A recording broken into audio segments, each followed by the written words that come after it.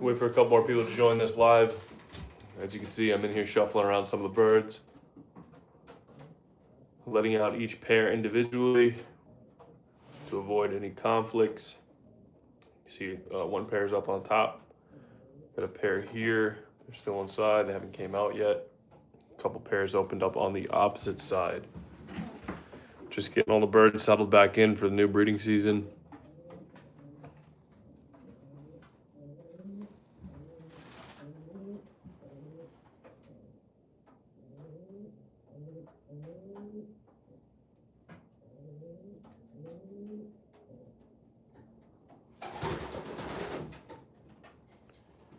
There she goes. She's coming out for the first time since I locked her up yesterday.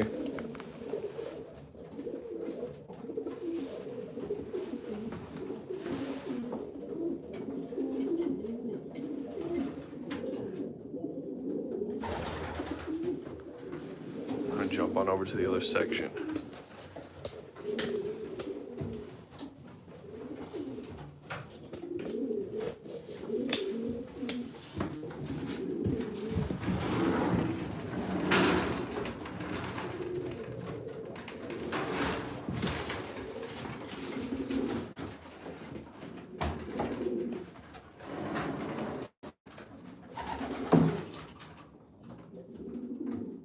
Okay, so we got this hen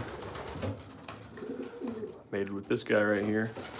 This is their first time out of their box. And there's the box right here.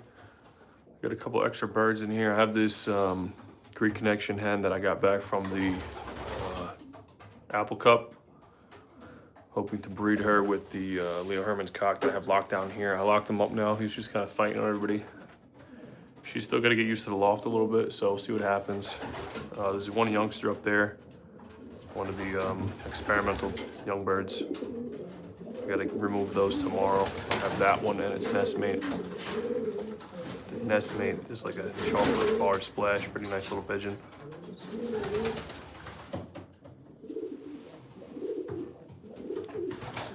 So I'm gonna close these guys back up for a minute, get the next pair of birds out. Let's see, who can we let out? We'll let these guys out. This cock has already been in this box for a few seasons, but he's mated with a new hen, so I'm hoping that the new hen will follow his lead and know how to get back to the box. So let's see what happens.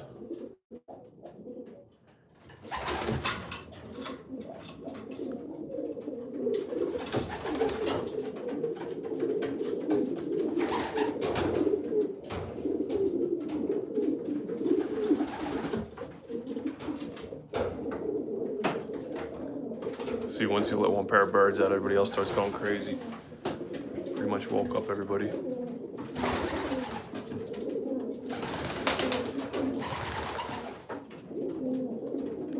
There she is. I'm not sure if these two mated yet, but it seems like they're definitely paired up. She definitely likes him. It's actually her grandfather, so we're doing a granddaughter-grandfather mating on this one. Unfortunately, I lost the mother to this bird. Not sure what happened to her. She came in the loft one day, she was dead on the floor for no apparent reason. So I'm trying to keep the genetics alive here. Huskin Van Riel to Huskin Van Riel. This hen's actually got a cross of Ironclad in her, but her mate there, her grandfather is Jones Boy's Huskin Van Riel. There he is.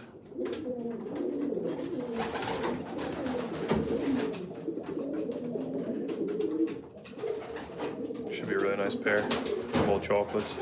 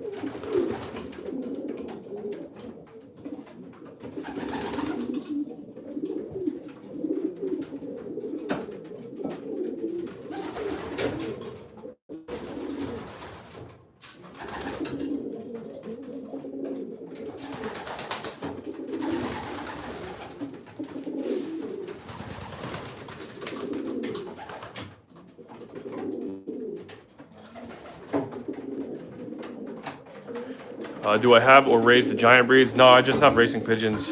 That's all I focus on is racing pigeons here.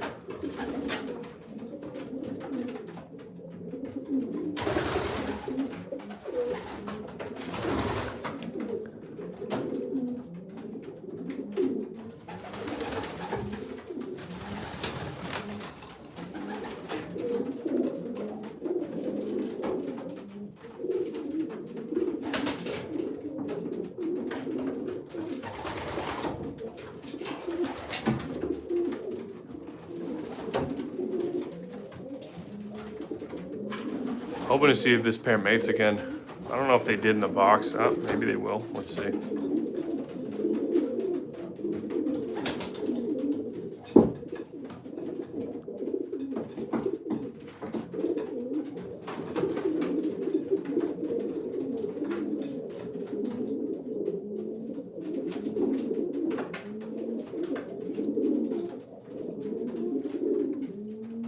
There's definitely people watching this right now like, what are these pigeons doing? I know a lot of people that don't have pigeons jump on my live stream sometimes, but they're about to mate. He's not ready yet.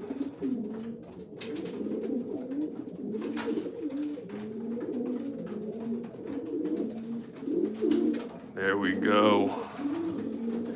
This pair is officially mated. That's what we like to see.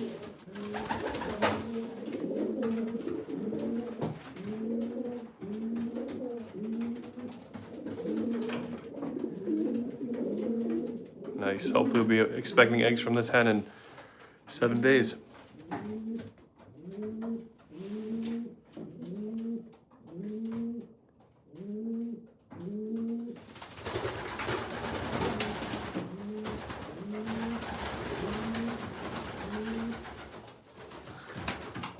Getting that burst of energy out. All right, we got some comments here. Let's see what we got.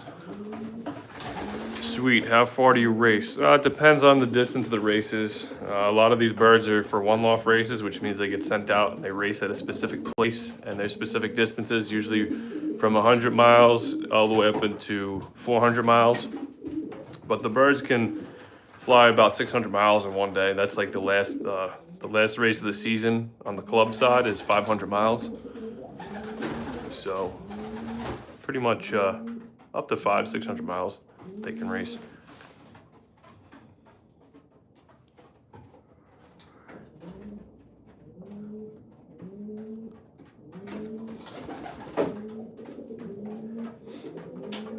Unholy Lord Pope said you should get them to attack people on command. That would be pretty cool. I actually had a rooster that would attack people on command when I was younger. He was like I thought he was a dog. He would just go after people and attack them if they came near me. But the pigeons, they're pretty chill. So let's see what we got. Marco Lopez, have you ever had an adenovirus problem in your pigeons? If so, how have you cured them? Greetings. I had adenovirus years and years ago. I think my first young bird season back in 2011 when I used to race here locally. There's a product I used called AdenoZap. I believe it was available from either Global Pigeon Supplies or Foy's. I forget who exactly makes it, but it's called AdenoZap. It seemed to work really well to knock the virus right out of them. But since then, I haven't seen it. I actually just vaccinated all these pigeons with the 3-in-1 vaccine. You're probably not going to see adenovirus in older pigeons. It's more of a common thing in younger birds.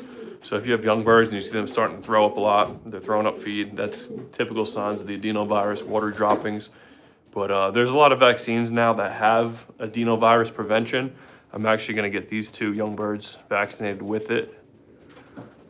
Probably tomorrow I'll do that. But yeah, the last vaccine I used was a 3-in-1. It was adeno, herpes, and typhoid or paramyxo. But there's a lot of great products on the market for these common pigeon illnesses. But personally, like I said, I haven't seen it in a long time, thankfully. Knock on wood, I haven't seen the adenovirus since then.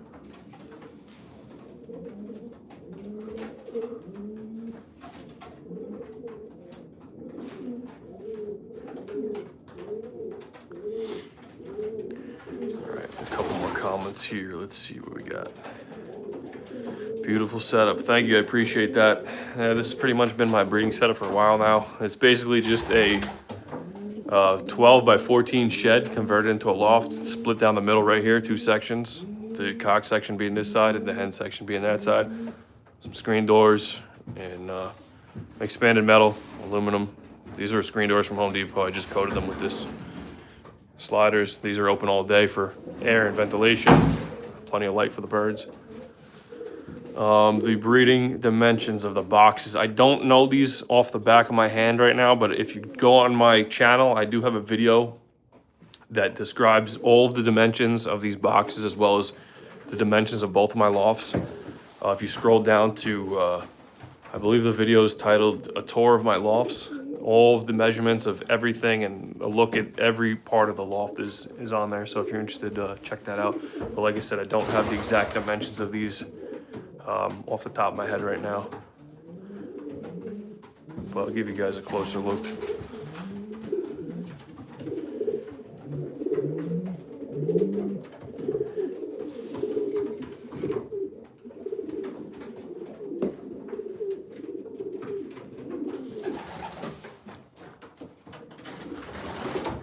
Okay, first time breeding. What's some tips and how do you go about selecting young ones to races? I try to see what's doing good in certain areas. I do as much like research online as I can to see what genetics are winning where. I like to breed birds that have flown, like this one here. This bird's obviously competed, like I mentioned earlier. So I like to try to breed birds like that. You know, good birds to better birds. Obviously this, well, you guys don't know, but this hen is a stock hen. This is something I'm doing just to keep the genetics alive. Her grandfather's right here. So I'm just basically trying to keep alive a line of Husky Van Reels that I've been working with. But you want to select birds that are, you know, proven in certain areas, and I would definitely rather breed birds that have flown than you know, just stock pigeons. Where are you located? I'm actually in New York. I'm about 25 minutes outside of New York City.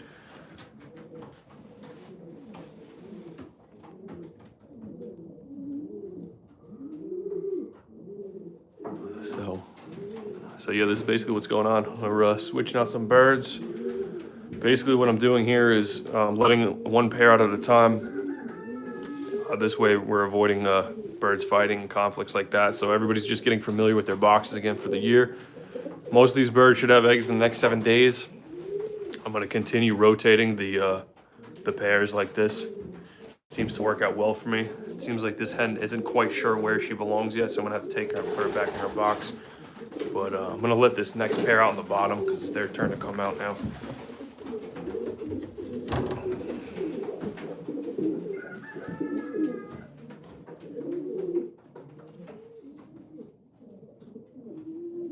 See if they come out.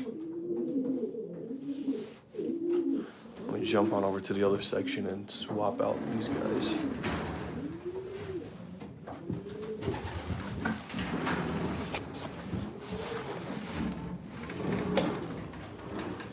So I have this pair of birds right here. This blue hen right here. She flew in the Apple Cup 1 loft race for me. She didn't do anything significant, but she was consistent through the whole series. It's a tough course, and seems like her siblings have been excelling for me. So I plan on breeding her again. She's made it to this grizzle. This guy won some money in the Texas Dash final. And final last year, 350-mile race. It was a really hard day. It was funny, this bird didn't do anything the whole series, and then the last race, the hardest day, he showed up. He was 35th place. Won a few $100s. I think he won $750. But really nice pigeon. This is out of my old line of grizzles. So I got those two mated together again for this 2026 breeding season. So hopefully they breed some more nice young birds.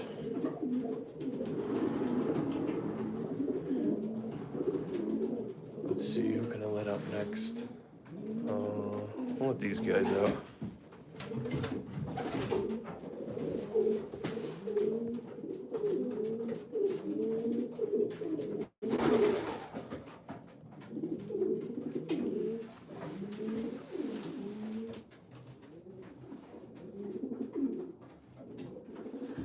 Here's some of my old birds. These are like 2014's, these birds. These are my last race team.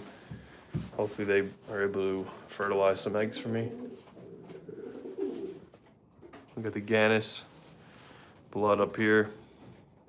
If any viewers are familiar with Thomas 6, that's a half brother to Thomas 6. This is a granddaughter of Thomas 6, as well as Mix. So I got these two mated up. This guy, he knows his box. He's in there waiting for his hen. She's up. I'll get these guys out. Oh, let's see, who else can we let out? These guys were up before. These guys I don't think are ready yet. I'll let my grizzles back out. Looks like they took some of the tobacco stems and started building a nest on the floor. Let them have some free time. Jump back over here.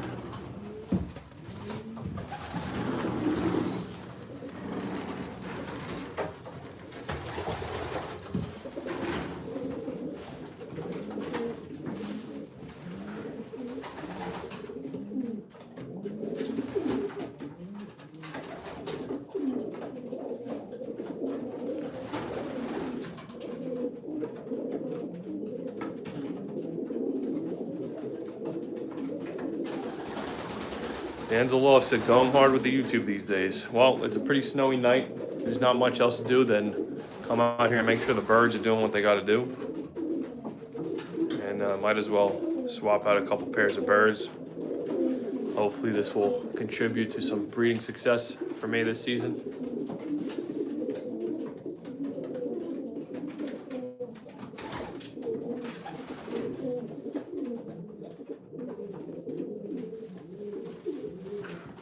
So these guys are just kind of hanging out. Pretty happy that they just mated. Some of you probably just witnessed that. She's trying to figure out where her box is.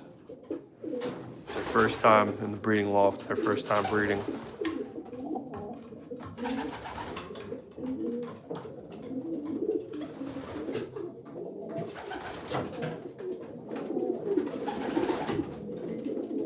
I had a lot of these pigeons box trained last year. It's pretty cool.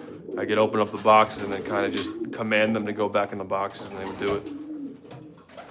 I got to see how that works out this year.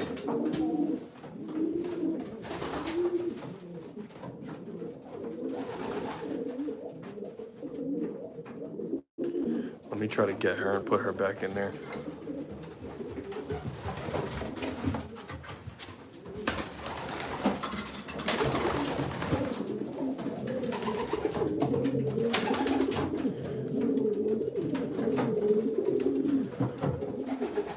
Guys out.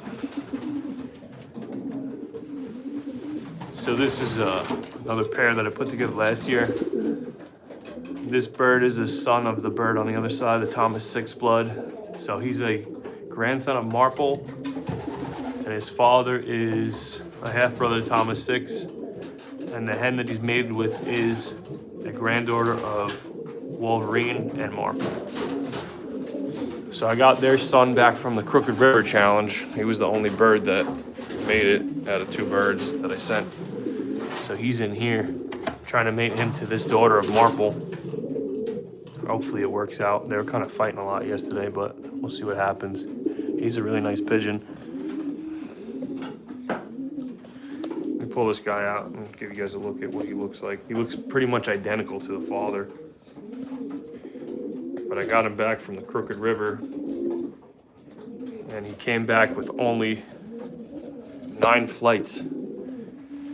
So that tells me that he flew the final race in Crooked River with only 9 flights, which is kind of unfortunate because I feel like if he had his full wing of 10, he would have had an advantage. But it kind of makes me respect him more. He's competing with the birds that had 10 flights and only had 9 flights for whatever reason. I don't know what happened. Supposedly they pulled the flights on the birds in June, but who knows. So here he is.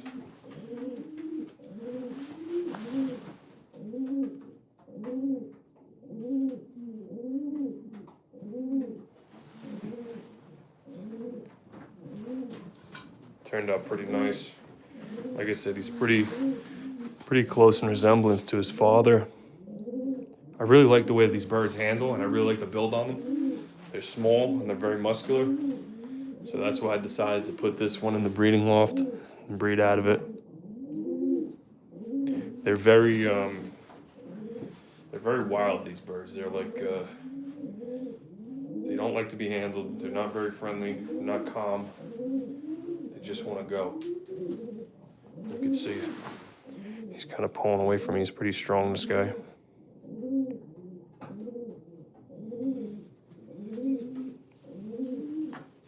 See, he's crazy.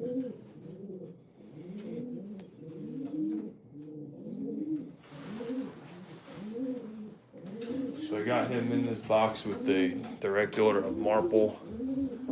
That's the splash hen right here. We'll see what happens. It's gonna take them a little while. We gotta get to know each other a little bit. Most of these birds were mated last season, so they should have no problems.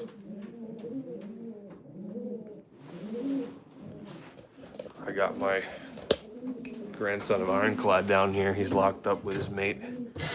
He's mated with, hold on, let me fix this tripod quick. He's mated with the Porsche pigeon. There she is. There he is. And these are their two youngsters that they had.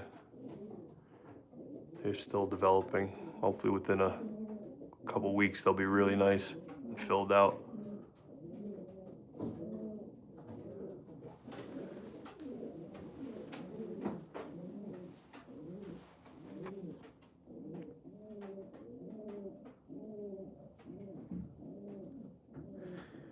Do I have any of the cool curly feathered ones? No, I don't. I only have racing pigeons here.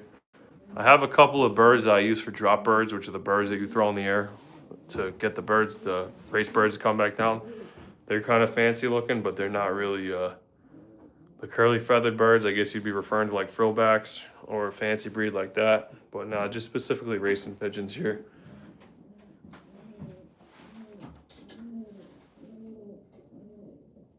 There he comes.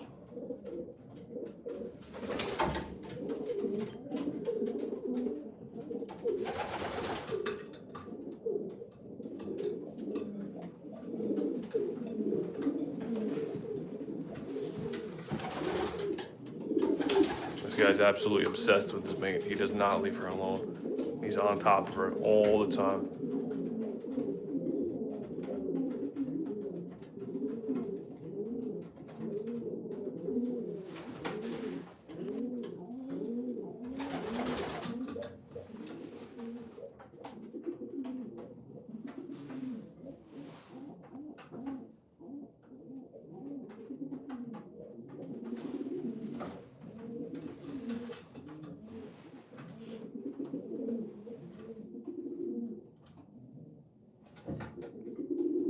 I'm surprised nobody else wants to come out. This pair down here didn't even come out yet.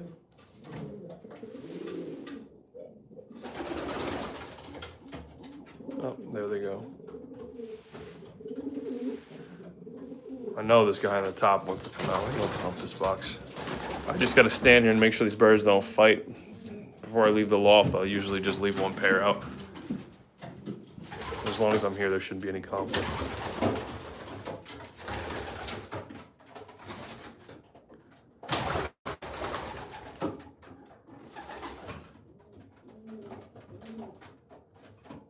So there you guys can see, this is one pair right here. This blue and this blue. And then there's the other pair there. This guy thinks he's the boss. He doesn't let anybody stand up here.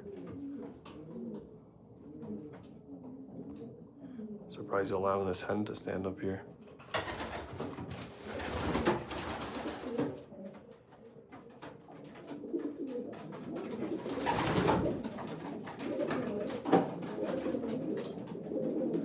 Oh, we gotta fight.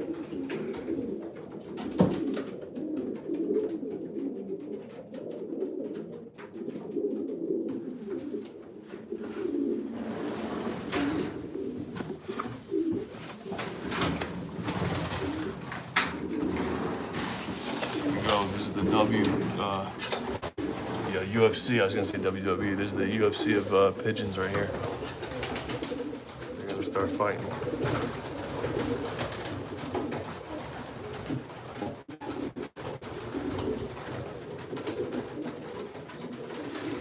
Hey. Come on, guys. Stop.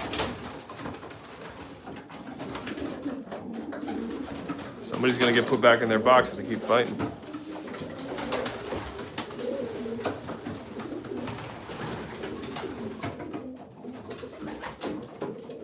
Go ahead, get back in there. You gotta stay in there now.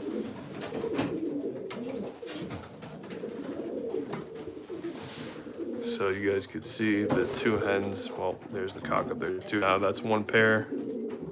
This hen right here, and this cock are the other pair.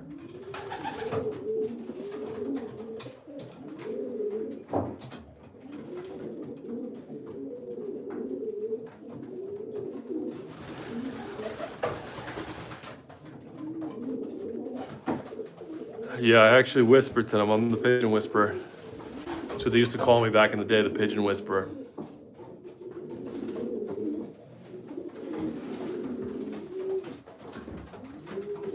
We all know who the real pigeon whisperer is. Oh, we got some conflicts over here now.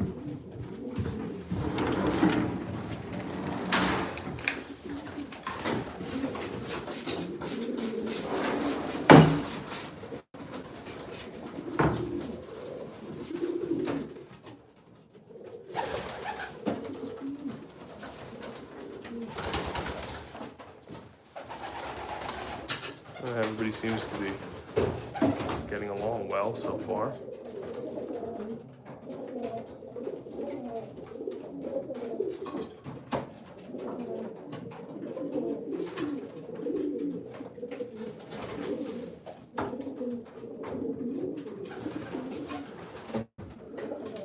Hello, do you bath them from time to time? Yeah, I usually give them a bath once a week. Now that it's cold out, I try to pick the warmest day, and then I'll put out some warmer tap water for them. But yeah, they definitely get a bath once a week. Even when they're breeding like this, I'll put the bath pans out in the aviary there, and they'll go out there and take a bath. I put in some 20 Mule Team Borax laundry detergent. It's an organic laundry detergent with some Epsom salt, and that's pretty good for getting the feathers nice and shiny, getting the birds nice and clean. Sometimes I even put a little bit of bleach in the water too. I put like a cap full of bleach in there, and it's really good. Keeps them nice and white like this. Keep them nice and fresh.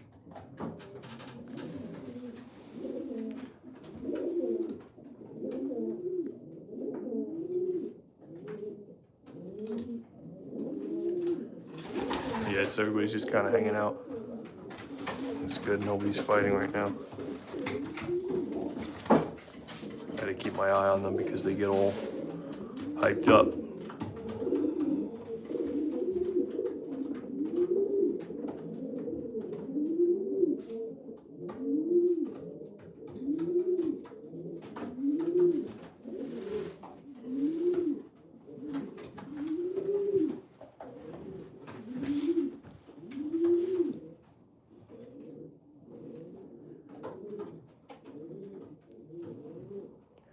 Well, if these birds aren't going to do anything, I'm going to put some of them back in the box.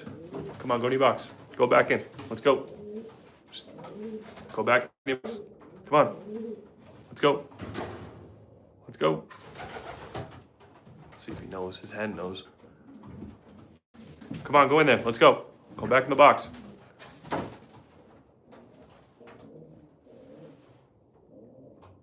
She's not going to go. There's too many birds out.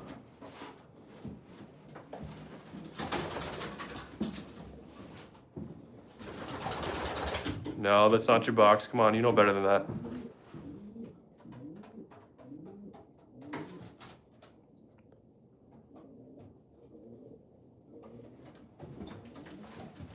Come on, get off there. Go in your box. Box is over here. Come on. Let's go. Back in the box. Come on.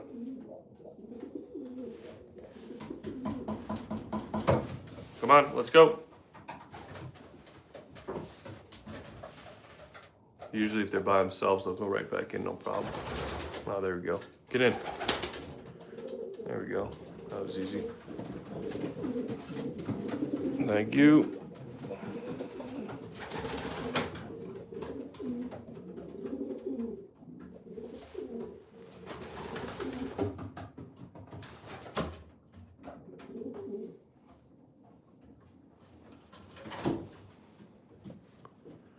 Go ahead, boss man, get in there. Let's go. Come on. Go back in there. Come on. There you go. Let you guys stretch your wings quick. These guys aren't coming out. Let's see. Guess I could leave this pair out for a little bit longer.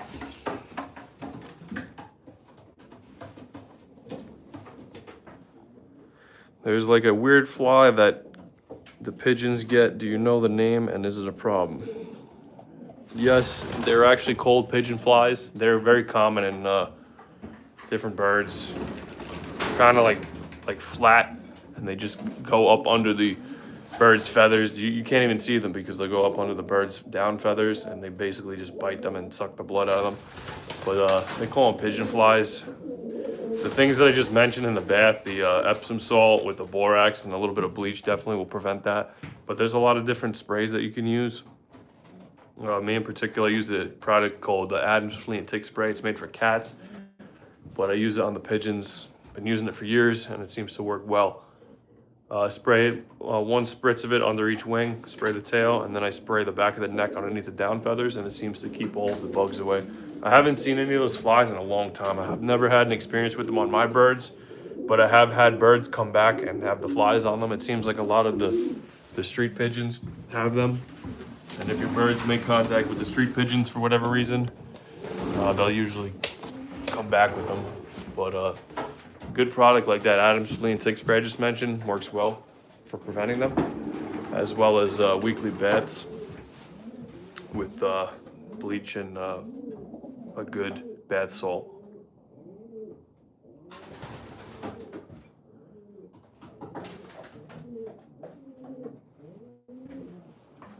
I'm trying to see what other pair I should let out. These birds aren't ready to come out yet on the bottom here. I had these guys out before.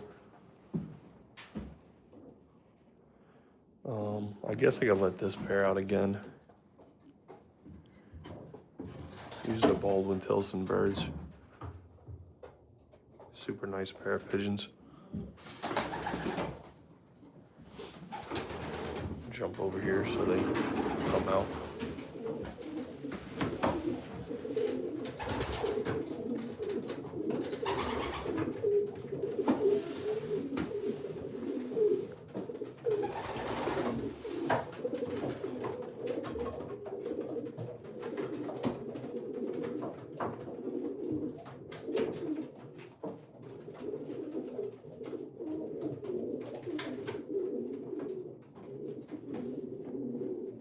Hello from Mexico. Hello from New York. How often do they get sky flights? Well, these birds, I don't fly because these are my breeders. My other birds fly usually every other day or daily when the weather's in warmer condition. There's a lot of birds of prey right now, so we try to avoid flying the birds as much as usual. But if it's nice out, I fly them every day. But these birds aren't going to go out. There's too much money worth of pigeons here to risk letting them out and a hawk eating them, or them getting lost or anything happening to them. So these are all just the breeders.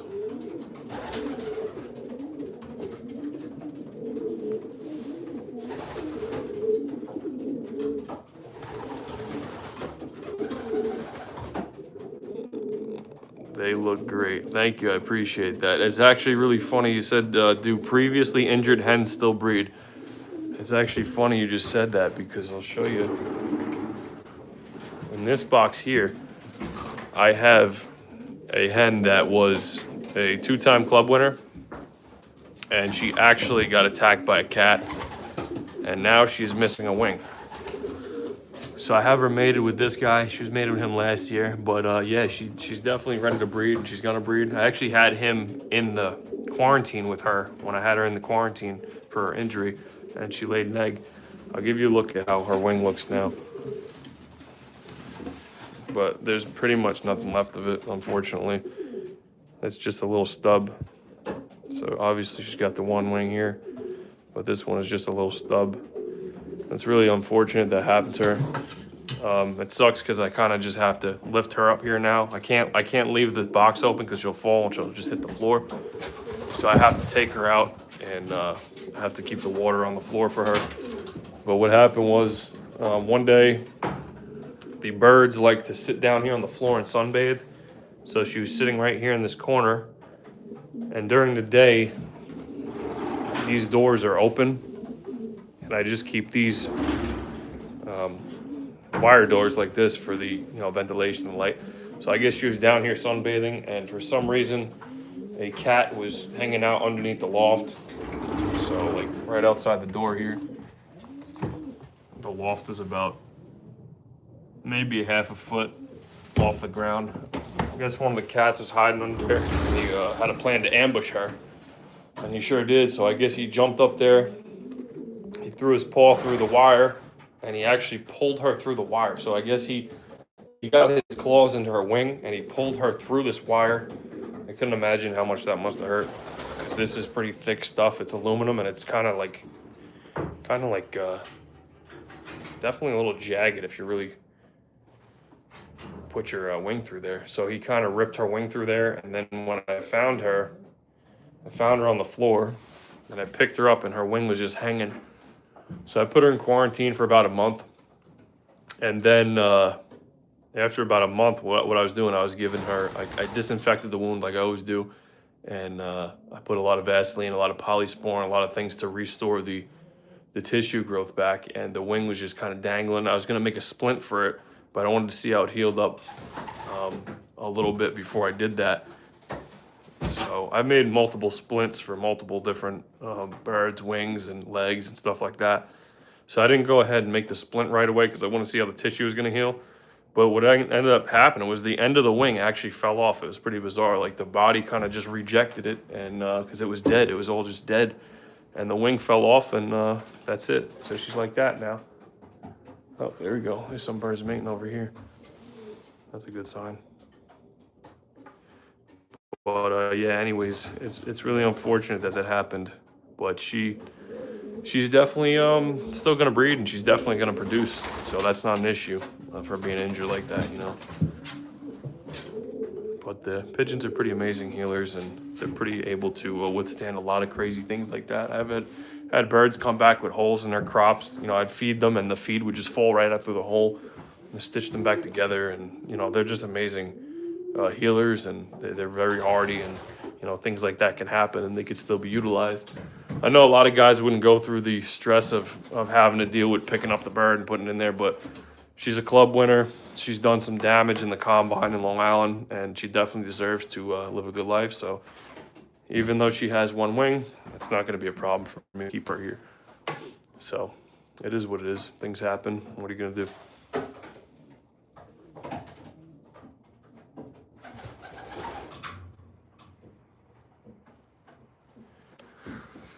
All right, let's see. We got a couple more comments here.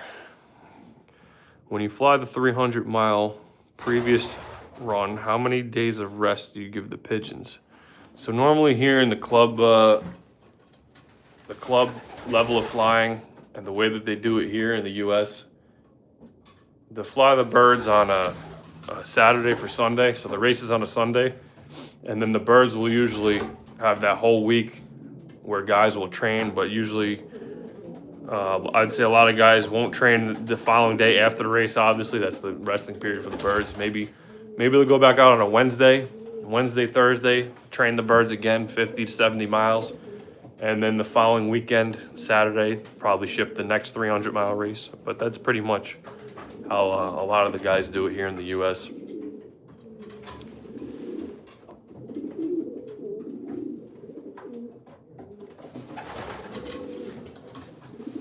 But they definitely need a little bit of rest after flying 300 miles. 2 to 3 days, usually 2 days is sufficient enough until they go back out about 50 to 70 miles, I'd say.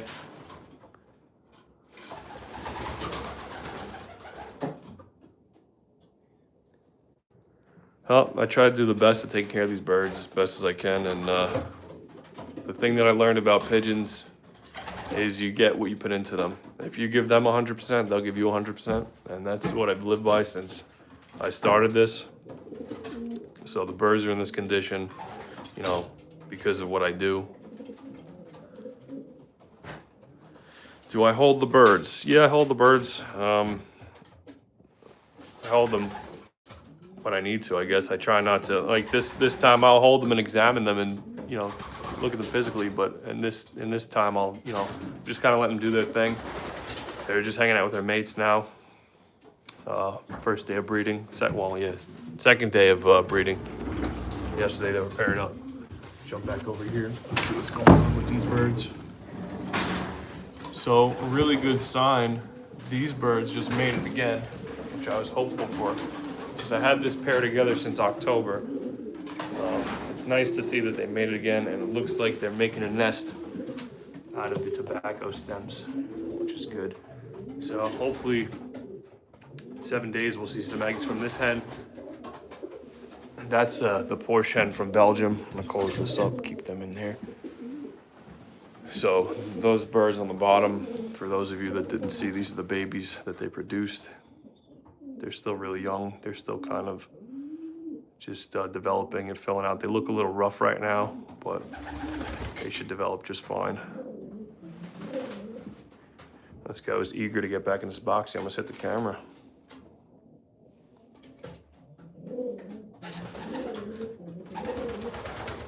There we go. That's what you want to see. The birds know their box.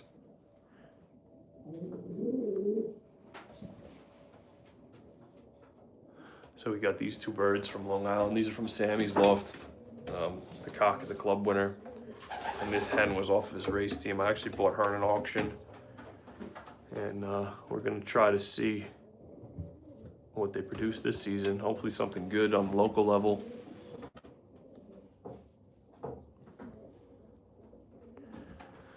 Can a person buy a bird from out of state? Yeah, absolutely. These there's a lot of pigeons in here that are from all over the place. Like I just mentioned, these are obviously from, when I just say Long Island, but there's pigeons in here that are from Europe and Belgium. This hen that I just showed you guys is from Belgium. Pigeons are imported, exported. Most of the pigeons in here are from all different states. They're shipped through the mail via USPS, live bird boxes. That pigeon over there on the top of the box on the left side, a little blurry, he's from Germany. So they get imported, and then they, you know, there's certain importers and exporters here. They receive the pigeons. It takes them like 3 months to go through quarantine, and then they are available to whoever's purchasing them. The playing card, that's a great question. So in all these boxes, I have this, a few moves out of the way here, I have this card. So basically, you can see that all of the cards have a different symbol on them. I'll take it to this box. So the thing is with pigeons, they're very good at recognizing shapes and colors and numbers. So all of these boxes, when they're open, kind of look the same at first glance. They're all kind of symmetrical. You guys notice that? So when the pigeon hops up on here and he looks at that and he sees that, they memorize that and they know that this is where they belong and this is their box. So like I just showed you, this guy has this card, this guy, excuse me, this guy has this card in there. And then the hens and the cocks will recognize that. And every time they hop up here, they'll look at that and they'll see that and they'll say, oh, this is my box. A lot of people don't believe it works, but it does work. I've been doing it for years. There's some people that color the insides of the boxes.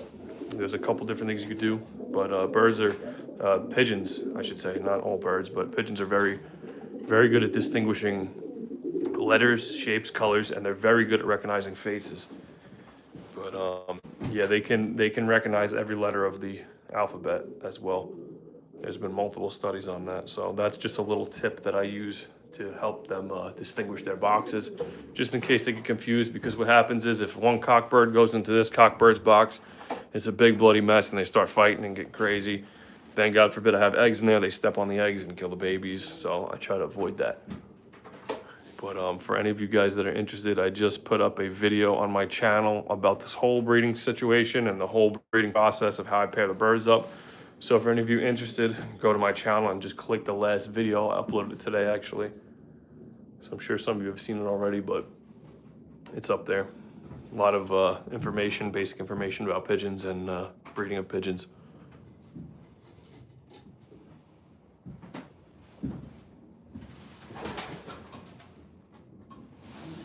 All right, so pretty much all the birds got their time out.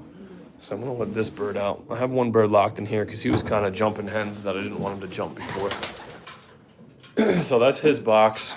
There he is. I don't have a hen for him, so I decided to mate him with this hen, or try to mate him with this hen. But they really don't like each other. So I'm gonna wait and see if they come around to liking each other, and hopefully they mate. So what I'll do is I'll just leave the two of them in here. I'm gonna leave them open all night. I'll just let him have free range, and I just want him to get comfortable being around her, and then I'll put them both in a box. Sometimes if you put them both in a box right away, they really just start fighting, and then he'll end up really beating her up. I've had it happen multiple times.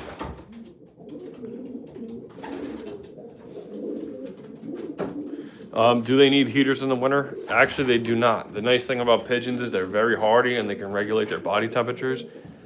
So I don't have any heaters in here. The only thing I have are the lights, the LED lights. The lights are basically to stimulate them and to get their hormones going, to make them think that it's springtime, and that's what gets all the breeding hormones going. Because we always breed pigeons around the winter time, like this time of year. But naturally, pigeons would be bred in the springtime.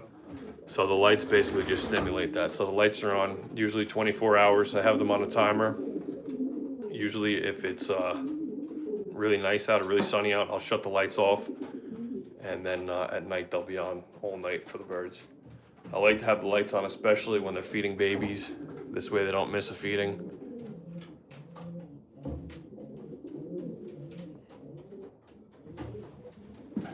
So you can see he's just kind of doing this thing.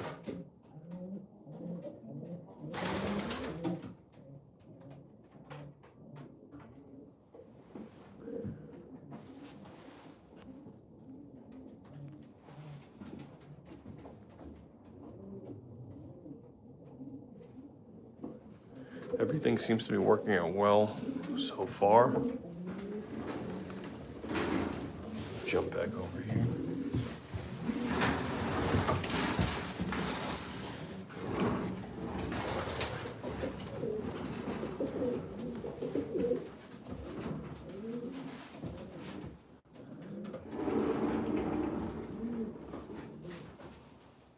This guy's super nice.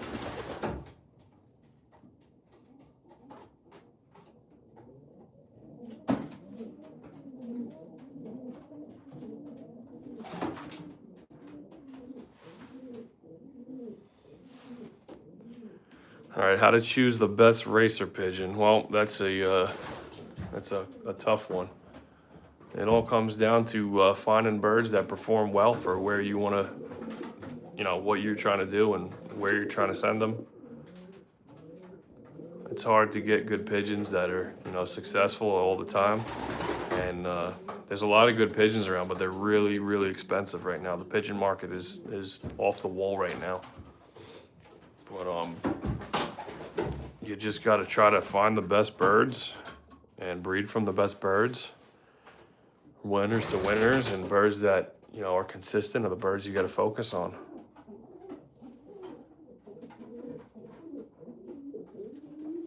Everybody's on a quest to find the best pigeon, and it's very hard. There's a lot of great pigeons available, but like I said, they're very expensive right now. The pigeon market is like ridiculous to even buy any birds. You're not gonna touch any birds for under $1,000 each these days for something halfway decent. This bird right here, this was from Germany. This is from a fancier Andreas Draper. This pigeon I bought because he actually competed in Germany on the race team of Andreas Draper. He had a couple first place wins, a couple third place, a couple seventh place, but really nice pigeon. Close to $3,000 right there, that pigeon. So I've seen pigeons going easily for 10,000, 12,000. The market's just crazy for these birds now.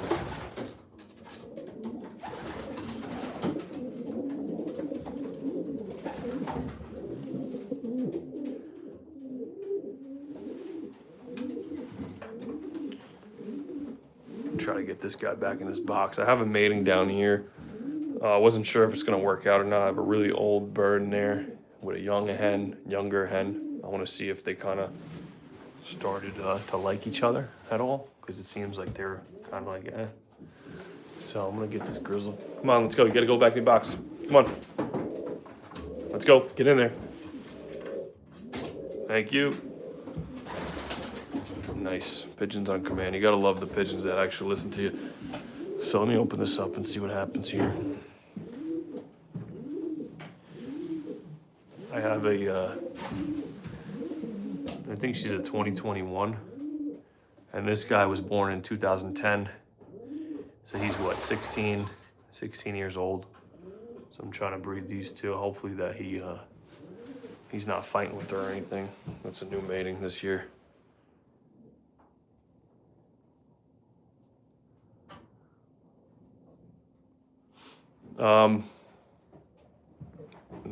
Who's this? Do I eat them? No, I answered this question before. It's actually funny on my live stream. It'd be a pretty expensive meal if I ate these pigeons, but no, they're bred to race and compete. What are the awards like for racing? Well, on the club level, you have small cash prizes, and then you have, your trophies and stuff like that. But on the other racing level, which is the One Loft racing level, where you breed the birds, you send them different places, there's large money prizes.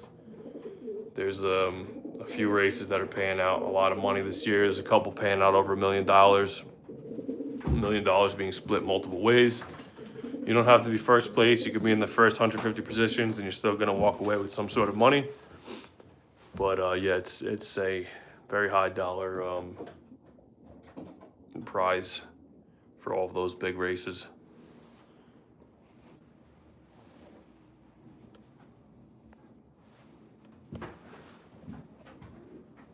So this guy doesn't appear to be coming out yet. I'm just gonna leave him. I'm gonna let him do his thing over here. Let me go back on this section.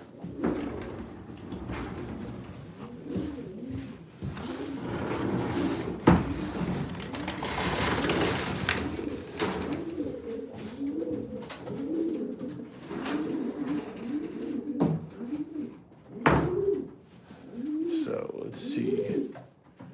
Pretty much let everybody out that needed to come out. I think I'm just gonna leave these two. Hopefully they kind of bond a little bit. Planning on mating this guy with this hen right here.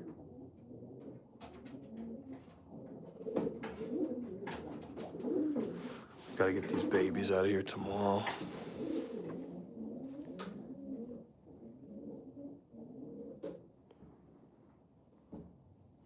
How many pairs do I have? Right now I have 18 pairs. With the exception of one, 17, but this is supposed to be a pair, but they should be mated. Hopefully in the next couple of days, they'll like each other. But yeah, 18 boxes, 18 pairs. What's your favorite markings? I really used to like a lot of the colored birds when I was younger, but now it's not so much that I have a favorite. I just like birds that, can do what they got to do. Birds that win. That's my favorite marking, I guess you could say. I do really like grizzles. I only have one pair of them. I used to like very colored birds like splashes.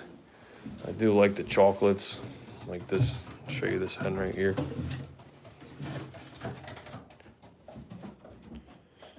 Pretty unique coloring.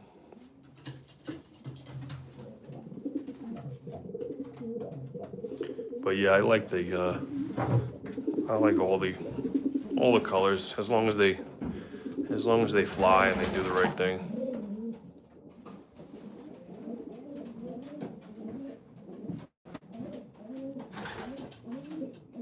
He's going to check on his apartment.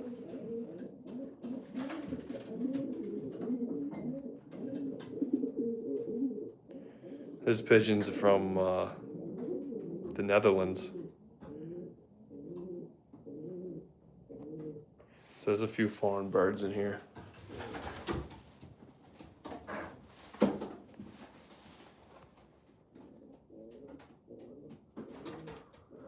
Do you have any showbirds? No, not at the moment. I used to have showbirds when I was a kid. I liked the German owls a lot. I had a few pairs of those.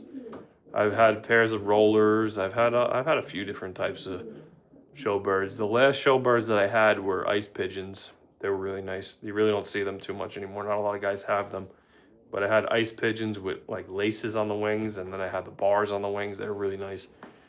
But I ended up selling them all because they just didn't do anything for me. You know, I have the race birds. That's what I'm focused on. The ice pigeons were nice to look at, and I used to let them out too. But they really didn't fly much, and just didn't really pay for me to have them.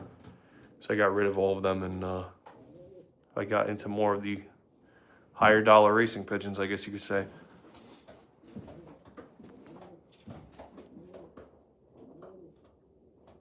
There's a lot of fancy pigeons and a lot of nice pigeons, but like I said, it doesn't really do much for me. I like the racing aspect of it. They're nice to look at, but at the end of the day, you know, if you can't fly them, you can't use them. Really, what good are they to me anyway?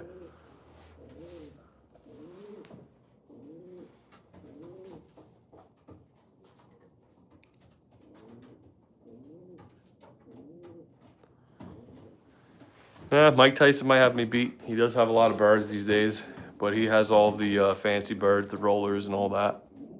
He doesn't have any race birds.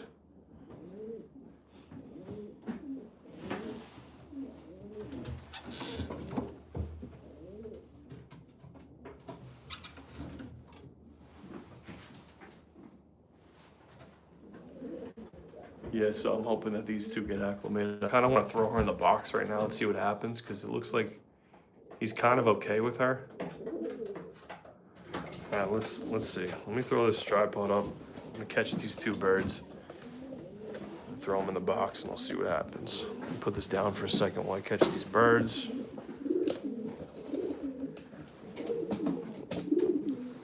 Oh, looks like this guy's coming out. He's getting familiar with this hen over there. Let me try to get these.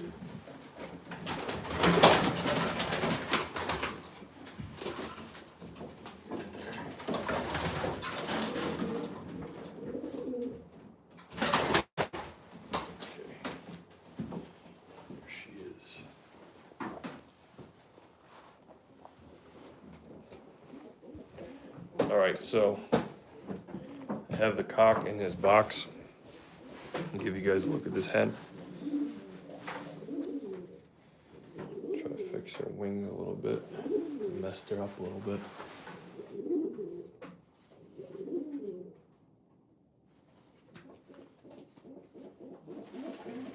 Super nice little hen. This bird raced at the Apple Cup in Oregon. Really nice pigeon. She's very muscular. She's still in shape from racing. She came back to me in November or October. I got her back. But yeah, she completed the whole series out there. Pretty consistent. Didn't score any money or anything crazy, but really nice pigeon. Really tough race course out there, so I respect any of the birds that can complete it. But yeah, so here she is. So I'm going to put her in the box now with that bird that I just showed you guys up there. And hopefully they don't fight. So let's see what happens.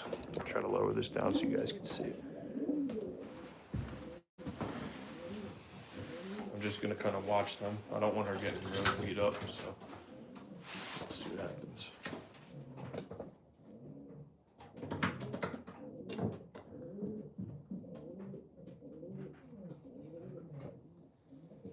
This is his first time with a new mate. I had him mated with the same hen for 2 seasons. So he's probably pissed off because his hen's with a different guy right now. So it's going to take him a little while to take a liking to this hen.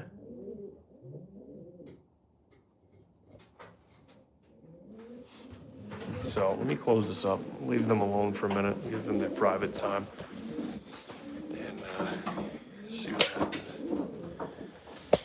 Let's see, there's a couple more comments here that I missed. What strain of homing pigeons are these? Well, I have a lot of strains of birds here. I have Jansons, I have all kinds of different blood here. I have Husky Van Reels, a lot of different birds. Have you traveled to any One Loft races? Actually, I did recently. A couple weeks ago, maybe about a week and a half ago, I traveled to the Florida Pigeon Derby down in Miami, Florida. I actually filmed a whole YouTube video about that. If you go on my channel, you can click the second video. I uploaded one today. The video before that, it's titled "Visiting the Biggest Pigeon Race in the USA." So I went there. I filmed the whole video. It was really an excellent experience, being able to go down there and see all the birds, and being surrounded by 7,000 pigeons is definitely something surreal. You got 7,000 birds flying around you. I was able to go in the lofts. Check everything out, and really, really great setup, really great place, and really awesome experience. But if you have any time, check that video out on my channel. It's, like I said, titled I Visit the Biggest Pigeon Race in the USA. But yeah, that's the Florida Pigeon Derby down in Miami, Florida. They're actually paying out $2.5 million this season. I have 4 birds down there competing, so hopefully, fingers crossed, wish me some luck. But that race is going to be, the final race I think is going to be the end of next month, so the end of February. So hopefully I'll be able to fly back down to Florida to go there and watch the race live and see the birds coming in. So it's a really big event that they have every year. But I have 4 birds competing right now. There's 7,000 something pigeons. But yeah, man, what a crazy time it was down there. Standing up there on the landing board of the loft and actually having all those birds flying around you at one time is pretty unbelievable. All right, looks like the hen is out on the other side, the red check hen. I don't know if she mated with the bird that I wanted her to, or they just kind of hung out, but he's in the box still. I don't know what he's doing. But yeah, these two are not fighting yet, so that's a good sign. Just put them in here.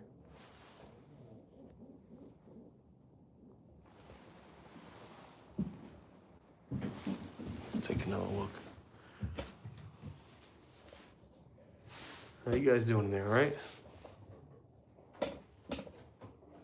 I don't really want to leave her in here overnight because I feel like he's going to beat the shit out of her. So I have to be careful. So I might just leave them out. I just want her to be able to go in the box and not have him attack her. They look really good together. You want to try to mate bigger pigeons to smaller pigeons, and she's got that nice, buoyant, small body to her. He's like a lot larger, a lot longer casted of a pigeon. So hopefully, this is just a shot in the dark, this mating, honestly. I didn't have a hen for this bird, so I said, you know what, let me just go in the stock loft. Seeing this hen, she looked like the perfect size for him. Plus, she's already flown a race series, which I like. And we'll give it a shot, see what happens. She is actually the daughter of these 2 pigeons right here. So that's our father, and that's our mother right there. Really nice pigeons. But yeah, we'll see what happens. So she's gonna have some siblings this year. Oh, there he goes, he came out. And hopefully she mates with him. Let's see if he goes back in there.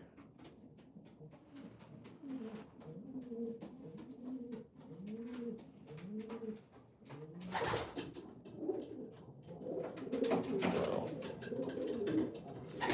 Yeah, he's not having it right now. He wants his original hen back. But he's just gonna have to learn to love her. That's it. That's what you got, man. That's all you got this season. Make it work.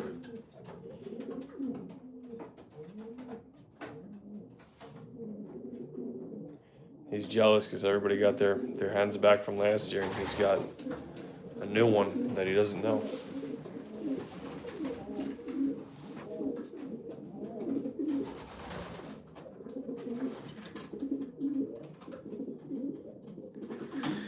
Do you source some of your birds on online auctions? Yeah, actually, most of these birds I have sourced from online auctions.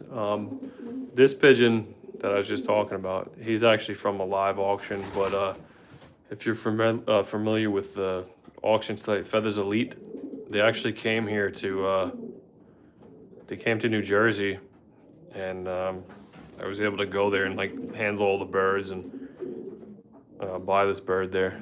But yeah, they're from Canada. They came out here. This bird is from the Netherlands.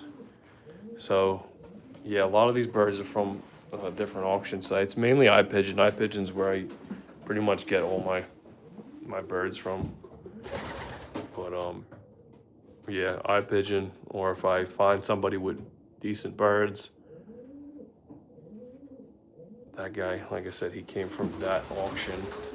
I bought this bird there as well, but this bird was from a fancier in Long Island, but he actually was at that auction. This bird came from Belgium. She's from Pipa. She was purchased by someone. I guess she was imported, and then the guy that had her, I don't know why he didn't want her anymore. I have no idea. I mean, there's nothing wrong with her, but he had posted her up on an auction site, and I seen her, and I liked her, so I bought her. But she's originally from Belgium.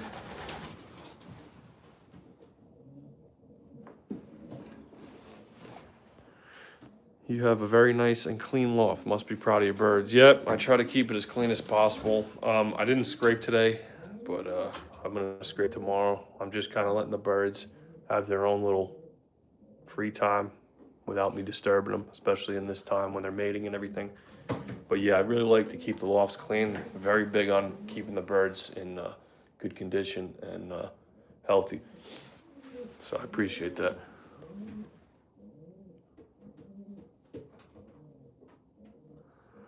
The pigeons are so cool. Yeah, they're pretty cool. Thank you. Got a lot of birds here. What's a fair price for a decent bird at auction? Well, it all depends. It all depends on what you're looking at and what you're looking for. If you're looking at like a race bird, a bird that won a race, like for example, there's a big race here in Indiana. At the end of the season, all of the birds that competed in the series, the top 100 pigeons, they get auctioned off. And the bird that wins that race is usually worth a lot of money.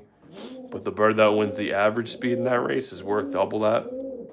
So the average speed, if you don't know, is the bird that has the best speed throughout the whole series, is the most consistent. So that's usually the most sought after pigeon, because the first place pigeon could, it could have been the bird could have had a really lucky day, and it may not have scored anything else in the rest of the series, but the average speed pigeon is the pigeon that was consistent through every race. But yeah, so that race, they have an auction, and the birds, I've seen them go anywhere from 16,000 to 27,000 just for the one pigeon. But there's a lot of different blood that people are after, and there's a lot of expensive birds. Like for instance, I just showed you this bird here from Belgium. She's from a lineage of pigeons, Porsche 911, and that's like one of the hottest bloodlines in the world right now. If you called up the place where she's from, the Pipa Elite Center, if you called up Pipa and asked to buy a child of her uncle is Porsche 911, they'd probably tell you that the starting price would be anywhere from 20,000 and up just for the one bird. But that's what they're getting for these birds. You got big people in the game like Mike Gannis. He's got some of the top birds from all over the world. And just right off the bat, if you want a child of one of his top birds, they start at 8,000 and up. But like I said, it all depends. And it depends on what birds you want and what bloodlines you want. But they're not cheap these days. They're not cheap, I can tell you that. But if you want good birds, you got to spend money. But the other thing is, they're not all good birds. You got to really test them out. You could spend thousands of dollars on a pigeon and, it doesn't do anything for you. When I say it doesn't do anything, I mean, it doesn't breed anything good for you. But it's all a gamble. You got to do your research. You got to do your homework, and you have to see, what works for you. I've had pigeons that were gifts to me, and they were, some of the best birds I've ever had. And then you get birds that are thousands of dollars and they don't do anything. But it's all a big gamble to an extent, But you have a better shot winning with birds that are tested out and proven. So that's what I try to go for.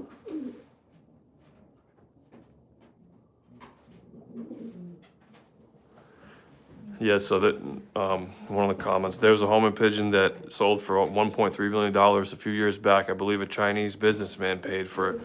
Yeah, that pigeon was actually from the place where this bird came from. So the story about that bird is that was I believe New Kim. She sold for 1.2 or 1.3 million. But yeah, the Chinese bought that pigeon, and can you imagine that? 1.3 million for one pigeon. So they bought her because she was like one of the top breeders for this guy Gaston Van de Wouwer in I believe he's in Belgium. So the Chinese guys bought him, and when they got her through the quarantine and back to China, she couldn't lay eggs anymore. So they spent 1.3 million just to get her back to China, and she was no good, because whatever she went through during quarantine, and I guess all the stress, something happened with her where she couldn't produce anymore. So it was like a major loss for them. But yeah, it's a crazy world, this pigeon sport. Definitely crazy. But China is the biggest. I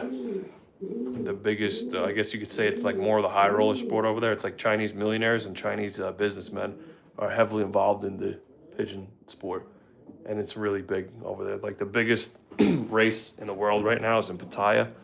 That's in Thailand, and they have the most pigeons. I think they take in 10,000 pigeons. It's a really big competition, but they only pay out about $205,000 or something like that, if I'm not mistaken. Something like that. But over here in Florida, they're paying out 2.5 million. So this guy, Brito, really great guy. He's got the biggest payouts of any one-loft race. He's almost the biggest. He's definitely the biggest one-loft race in America, but not quite the biggest race in the world yet. But really crazy.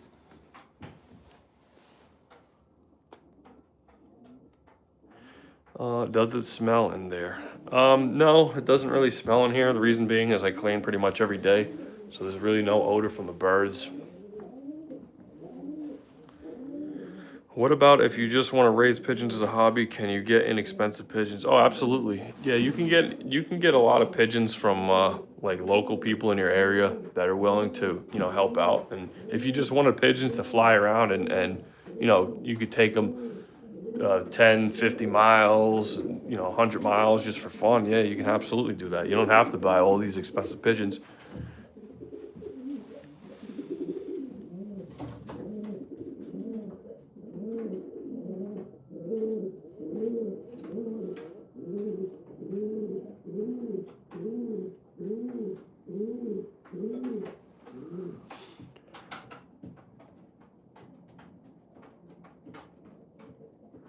I'm a bird dog trainer. I get local racing birds for $8 each. We put them in a launcher and release them to fly home when the dogs run into flush. My son has taken a big interest in racing them, though. It's funny that you said that. There's a lot of people that are into the bird dogs, and they get into racing pigeons, from just using the pigeons for that. And it's really great.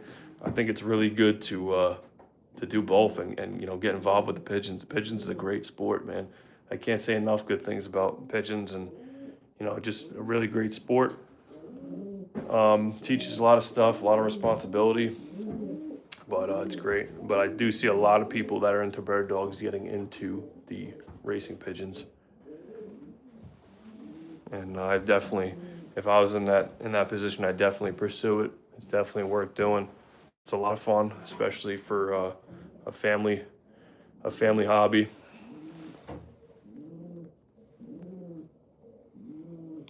Are you talking about the Gulf Coast Classic? No, I was referring to the Florida Pigeon Derby down in Miami. Like I mentioned earlier, I actually got the opportunity to go down there and visit the Florida Pigeon Derby. I did a whole loft tour. I took a video of everything. I put a video up on my channel, so if you click on my channel, there's a whole video of that, of the loft tour and everything. Pretty surreal experience, but yeah.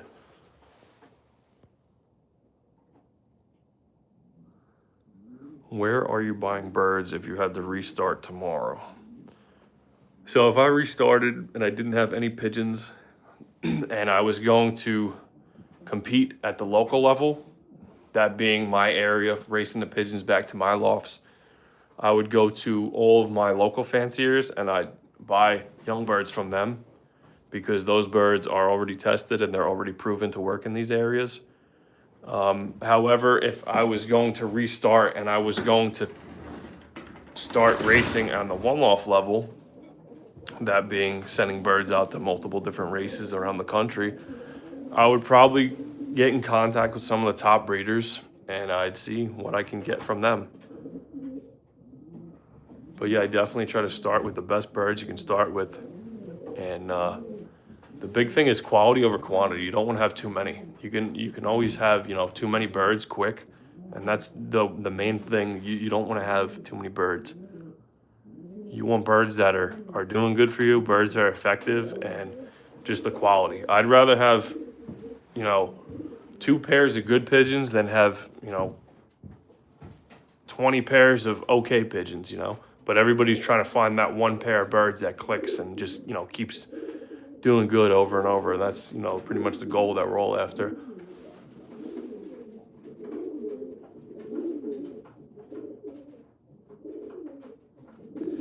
There was this breeder from Australia back in the day, 1950s, Black Hawk. His birds were very well known for flying races during extreme heat. Are these strains still around? I'm not familiar with the name, but there's probably another name for that strain of pigeons, and I'm sure it's still abundant somewhere today. A lot of the guys, they kept the strains alive, but the thing is, with these strains of pigeons, there's only so much you can breed out of one strain, so they all have crosses in them. So, this family's crossed with this family and vice versa, but that's really, you got to keep a little diversity in it too, as far as the blood and the families of the birds go. But yeah, I'm sure there's still some of that blood around. Just sub, thanks for the info. Well, I appreciate the subscription. I definitely have a lot of info on pigeons on the channel, and I have a lot of informational videos. That's my goal here, is to make as many informational videos on pigeons as possible, and help people in the sport and spread some knowledge of pigeons and racing pigeons. Is it very easy to get other pigeons sick if one gets sick? Absolutely.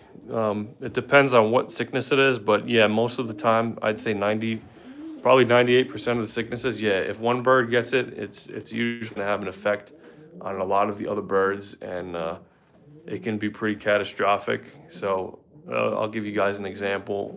Back in 2011, when I got involved with racing pigeons, I was 11 years old. I was learning.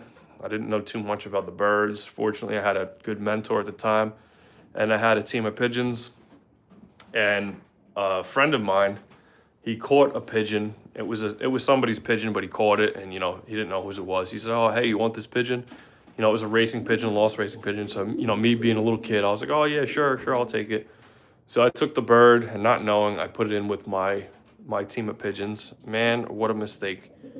As soon as I put that bird in there, 2 days later, I had birds dying left and right. I had no idea what was going on. And I spoke with my mentor, and he goes, "What's going on?" I was like, "Listen, all my birds are dying. I don't know what's happening." I was upset. I was a little kid. I was 11 years old. I had no idea. So he said, "Listen, next time that somebody gives you a bird, don't take it, or make sure that you either don't take any birds from anybody, or you quarantine it. And you got to quarantine the birds for a minimum of 2 weeks and make sure they don't have nothing." So the bird ended up having paramyxovirus. It spread like wildfire throughout my loft, and it really devastated me. So you got to be careful at what you do with the birds as far as taking in people's pigeons. All the pigeons that I keep in here, they're They're quarantined for a minimum of 2 weeks when I buy new birds. They're vaccinated upon arrival. So I vaccinate them for paramyxovirus right as soon as I get them. As soon as I get them out of the shipping box, they get vaccinated. They go into quarantine. They're on apple cider vinegar for a few days, and then I'll give them some probiotics, and I will make sure that they are, to the best of my ability, 100% ready to come in the loft with my birds. Because when you're dealing with birds that are sick and you're dealing with high dollar pigeons like this, you cannot take any chances, and you want to keep everything on the up and up. But yeah, definitely, they can spread illnesses very fast. So you got to be careful. The birds have to be on a good regimen of vitamins and minerals, and they have to be healthy. But one pigeon can come in like that and just wipe you out. But that's why I always say preventative maintenance. Every year you're vaccinating the birds, you're giving them their booster shots. You're medicating them for certain things if need be. But yeah, you got to take precautions in situations like that. So the vaccine that I use, like I just mentioned, it's the PMV vaccine. It prevents the PMV virus. So I get that from a place called Foy's Pigeon Supplies. I order that every year. It's 100 doses. I shoot all the birds with it. I have a video on that as well. I posted about a month ago. I shoot all these birds before I pair them up, about 2 months before I pair them up. This way the vaccine can take effect. And the reason that you want to do this before you pair the pigeons up is so these birds all have the vaccine in their system now, and now when they have babies, the vaccine is transmitted into the babies. So it kind of already has an immunity effect on the babies, which is good. So that's my hope, is that you get all these birds vaccinated now that they're having babies. Once the babies are born, the babies are already born with that bit of immunity from the vaccine in them.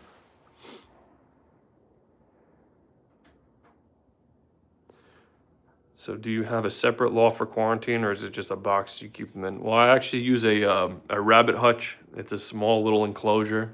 It has a screened in area, and it has a little back part where the birds can go and roost at night. It's maybe like 4 feet long by 2 feet wide. It's very small, and it's good enough just to keep 1 or 2 birds in at a time. But that's what I use for the quarantine section.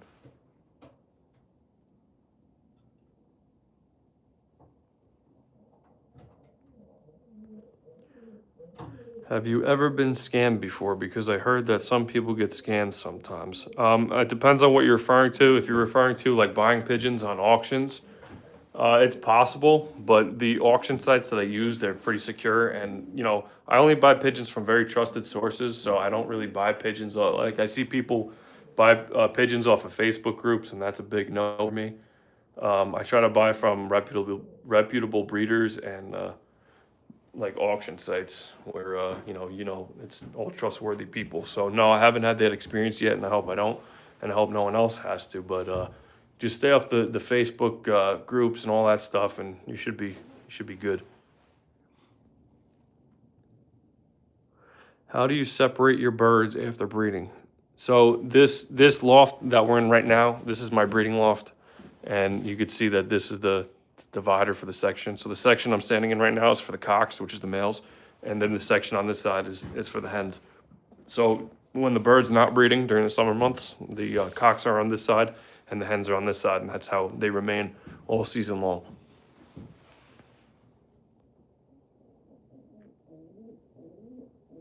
If you had to win the Hoosier with with 2 birds, which are you picking from? That's a good question. I never sent birds to the Hoosier yet. May consider it, but if I did send birds to the Hoosier, I'm probably gonna send. I have 3 sources that I'm gonna show you right now. Number 1 being this source right here. If I send something to Hoosier, it would be the Baldwin Tilson with this Greek hen, something from them, or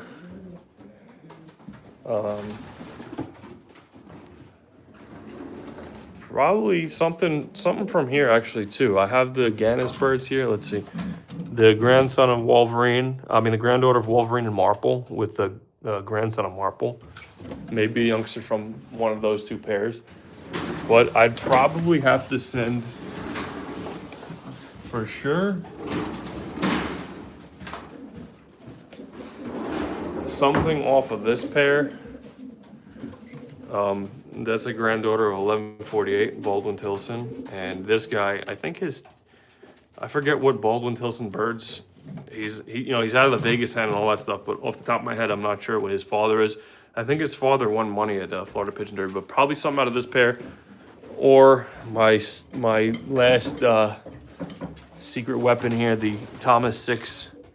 That guy is a half brother Thomas 6. That's a granddaughter of Thomas 6 and Mix. Probably something out of these couple pairs. But like I said, I've never flown there before, so I don't know. Oh, actually, I have... I forgot about this. I have a daughter of the birds that won in Hoosier in 2021. So her mother was 16th place and first ace, and her father was...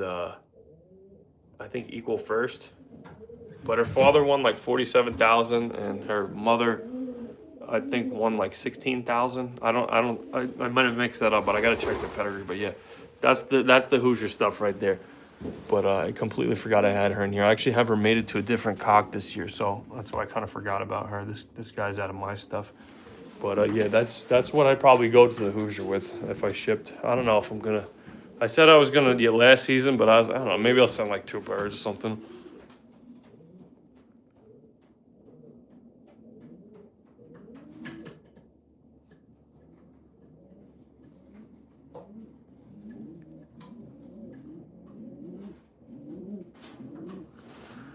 Do you do sponsorship race shares? That's something I really haven't gotten into yet.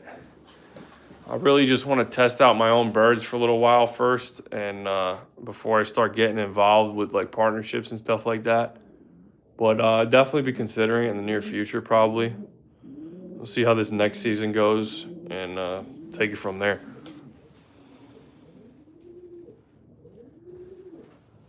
So you guys can see I have this red hen, and my hopes is that she'll be mated with this guy down here. I'm gonna try to get them up on the top of the box and see how they react to each other. We get him up there.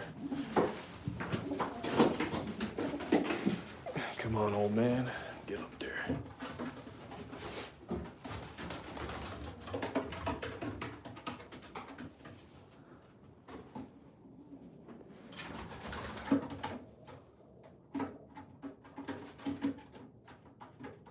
I'm gonna leave these 2 out all night and see if they kind of bond. I'll give them the free section, have the section to themselves. But I really like to get some youngsters out of this guy before he expires. He's 16 years old. That's one of my original Red Fox Jansons. That's like that's actually the last one I have left after all these years. But this hen, I think she's having it, and she's got some Red Fox blood in her too. She might be a grandchild of his. I gotta check. But yeah, I'd really like to get these birds because this is what was doing good for me when I used to compete locally. These reds, really nice pigeons. Who designed and built my loft? Well, this is actually a 12 by 14 shed. I designed it to be a pigeon loft. So what I did was I had these boxes custom made by a carpenter friend of mine. They're all, plywood with the Luan plywood backs. And we just hung the boxes up. And then eventually I needed to add the section. We split the loft in half. You can see the loft has a peak roof. So we split it and then added these like screen doors on here. And then I just added all these V-perches. And you can't see it now because it's too dark outside, but these are my little windows for the aviaries. So I take these out, and out there, you can kind of see it, there's a lot of snow. So out there you got aluminum aviaries.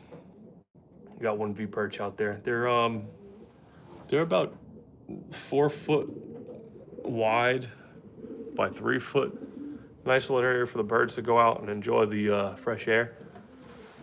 So this is a shed, like I said, I made this into a pigeon loft a few years ago, and it works great. I really like the way it turned out. But my loft that I used to fly out of is 16 feet long, 8 feet wide. I built that one from scratch. I designed that when I was 10 years old. If you go on my channel, there's a video. It says a tour of my lofts, and it'll show you every single aspect of both lofts, every dimension, every detail. And yeah, if you're interested in that, you can go over there and check that out. But yeah, it explains into detail, you know, all the dimensions of the boxes, the sections, everything like that, and in the other loft as well.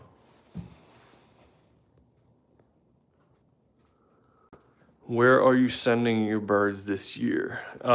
It's too early for me to decipher where I'm sending most of them, but I definitely will send birds back to the Texas Dash for cash. I really like the way that Lelton runs the race over there, and he's building a new loft. I don't know if you guys saw that. It's pretty nice, professionally built loft. But yeah, definitely gonna send some birds back there. I'm probably gonna send some birds back to Louisiana Perch. I really like the way that Kyle is running the race over there. He did an excellent job this year. I didn't win anything over there, but I sent 3 birds, ended up getting 1 back. I had 1 bird that was really consistent there, and right before the final race, that bird ended up getting lost, and I was like, man, every training toss and every race, he was kind of like right up there, and I was like, yeah, this is the guy. And I was really excited to get that bird back, and then unfortunately, he just, I guess a hawk or something got him. But I do have his full sibling returned back, and that bird was returned in excellent condition. So definitely would like to send some more pigeons back there, and probably send some birds back to Florida Pigeon Derby. Other than that, I don't know. I'm not going to, like I say every year, I'm not going to count my eggs. You know, I don't have any eggs yet, but I'm going to let these birds do what they got to do. I'll send some birds out. Of course, I got to send some birds over to my good friend Steve at Danza Loft in Jersey, so he can test the birds out on the good old local combine level. I like that because then I could actually go over there and watch the birds on the weekends. You know, he does a really good job with the birds training and everything, and get to go over there on the weekends and watch the race from his backyard, which is really cool. So that's definitely on the agenda as well.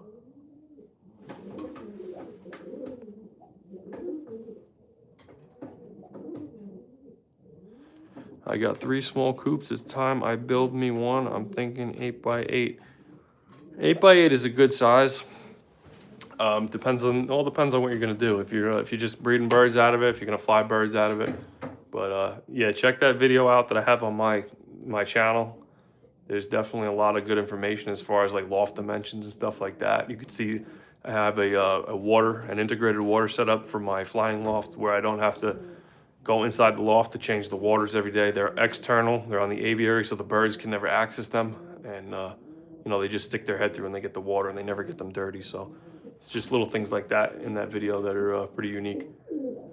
So yeah, like I said, it depends on what you're doing with the birds, if you're flying and if you're just breeding. But if you're just breeding birds like this is an excellent setup.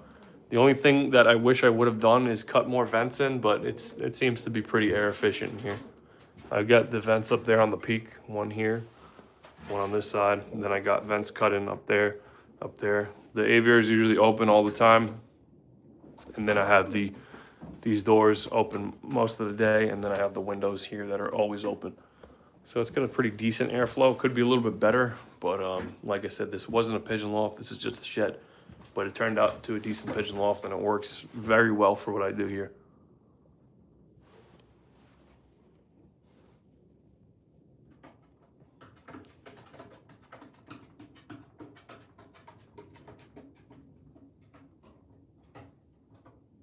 Well, this guy's coming over here to check me out. Go ahead, go over there with your mate.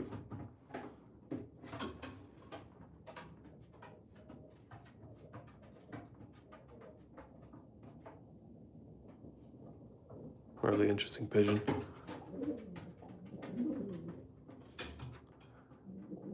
He's got that limp to him.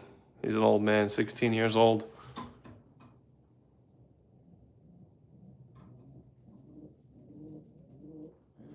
hopefully he's able to mate with this hen. I'm really looking forward to getting some young birds from these. I trimmed his vent. You notice his tail's a little chopped. I chopped his tail up, so hopefully he'll have no problem fertilizing this hen.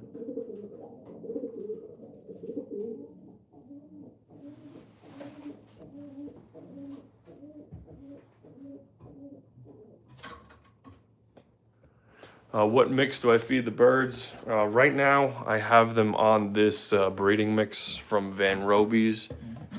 You can see it's got a lot of peas in it, some Milo, a little safflower. I'm using this now, so once they start feeding the babies, that'll be a good mix for them. Let's see. In the hopper, I have this other mix also. I'm gonna mix this with the breeding mix.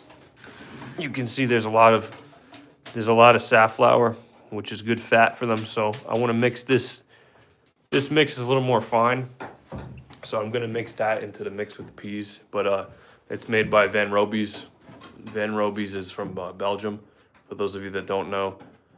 And there's the feed store that I go to is in Jersey here, and he's probably I believe he's one of the only people in the country that can get the Van Roby's.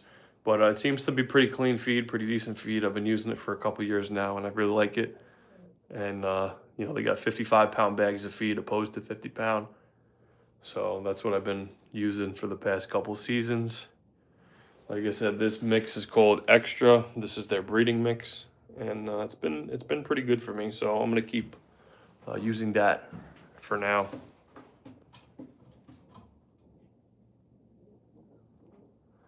Where are you keeping the youngsters once they're ready to be weaned?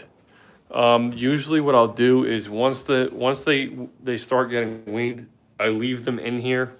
As long as I know that they're eating and drinking on their own, I'll leave them on the floor for a little bit. And then last season I pretty much moved birds pretty fast. So after they're weaned, I had them in here for maybe 14 days. After I vaccinate them, then I ship them out to the one lofts.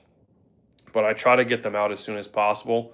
Not too quick, but when they're ready. Once I see that the birds are fully feathered under the wings, then I vaccinate them, and then 14 days after that, they're good to go.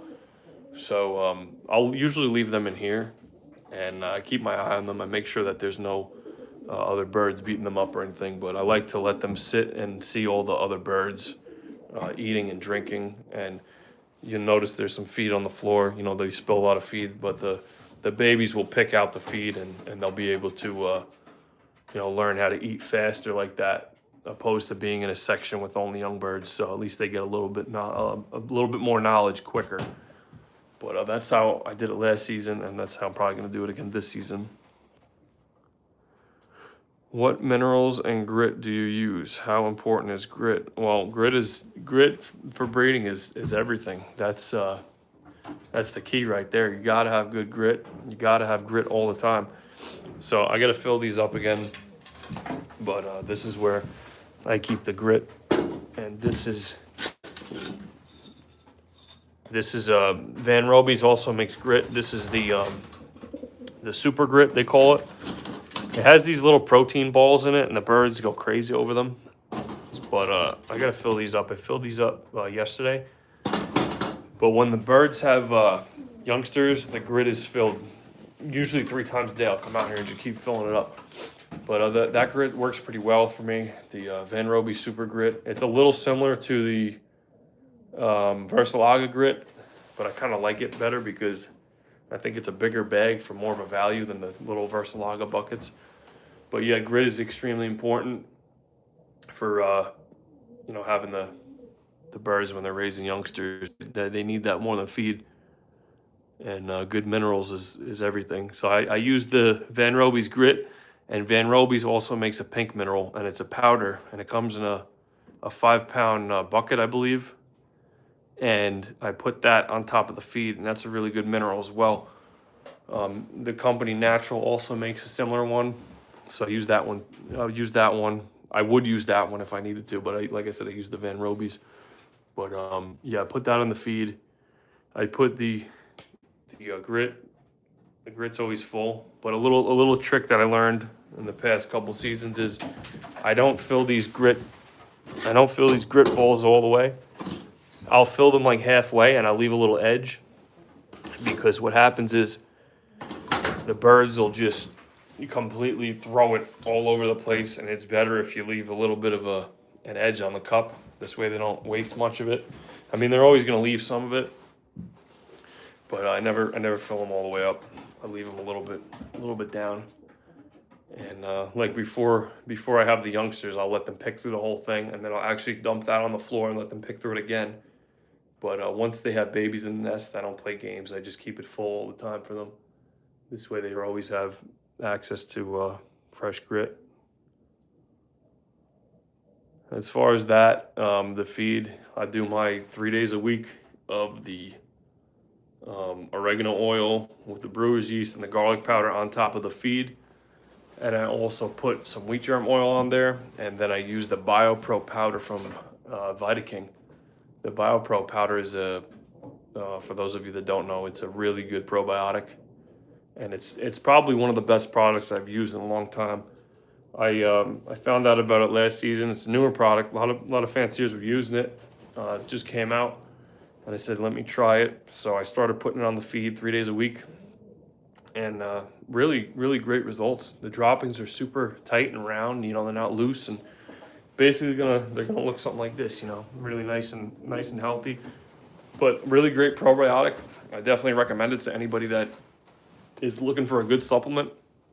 It just goes in the feed. You know, you don't have to use the oils on the feed. You could just put it straight on the feed, and it's fine like that. But I like to use the oregano oil and the garlic powder, the brewer's yeast, and the BioPro, along with the Van Roby's mineral. That's my feed mix 3 days a week. And that's pretty much it. As far as the water, I have them on the Ultimate Elixir from Dr. Pigeon. That's a really good fertility supplement as well as just a regular vitamin, but I really love this stuff. The if you guys know, you know, seen my videos and you heard me talk about it before, but the Ultimate Elixir is very underrated, I feel like, but it's such a great product. And wow, look at this.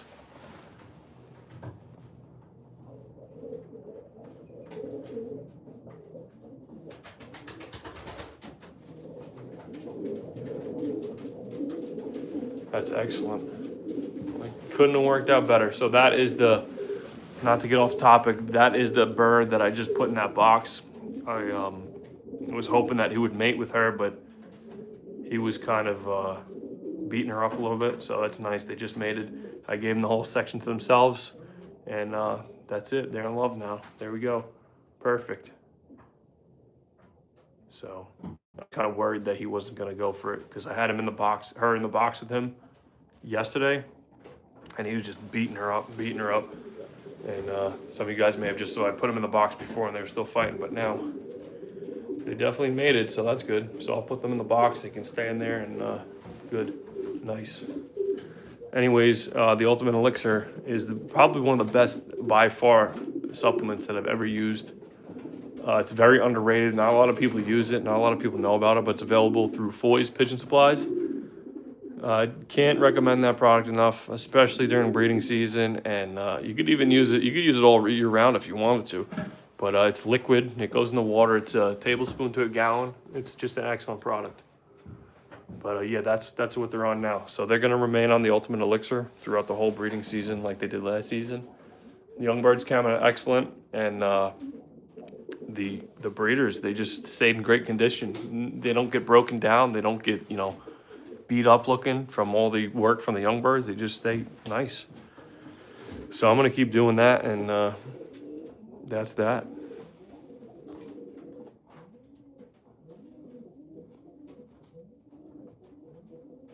Why do I like pigeons? I don't know. That's a good question. I don't know. I've just always been interested in pigeons and just thought it was fascinating at how they can race and get home and navigate. And, you know, they're really smart birds, really underestimated birds. But yeah, I just feel like they're so unique. There's so many different colors of pigeon. That's really what caught my interest with pigeons, is like all the different variations. They're not just like one bird. Like, they're not just all the same. They're all different. But yeah.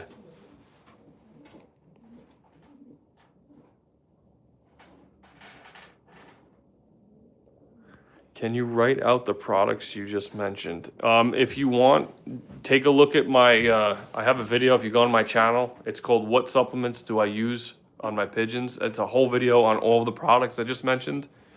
And it gives you a whole list of basically where to get them from and, you know, their effects on the pigeons. But I had a whole video specifically for that. Just go on my channel, scroll down, and you could see all the products that I utilize in that video. It's about, I think it's like three videos down from the most recent one. So yeah, go check that out if you have time, and that should explain all your, or answer all your questions about the different products and different supplements I use.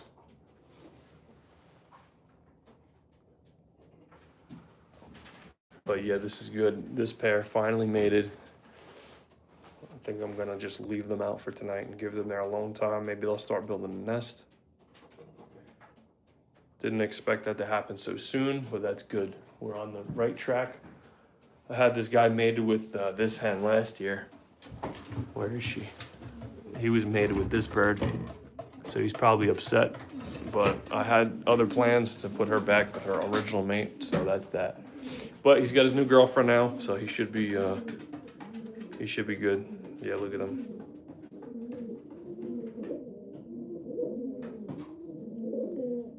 And it just took a little bit of hanging out, and then that's it.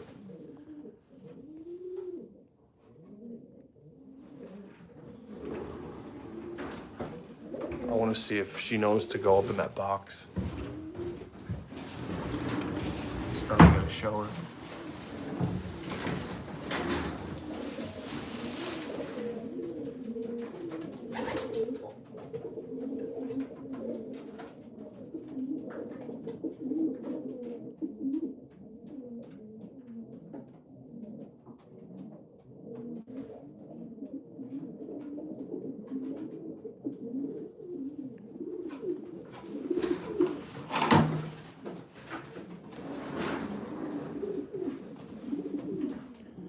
I gotta actually give some more water to these birds while I'm over here.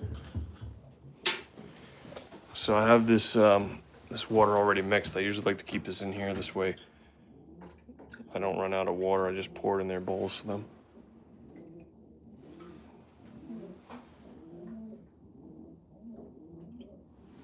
Nice and simple, nice and easy.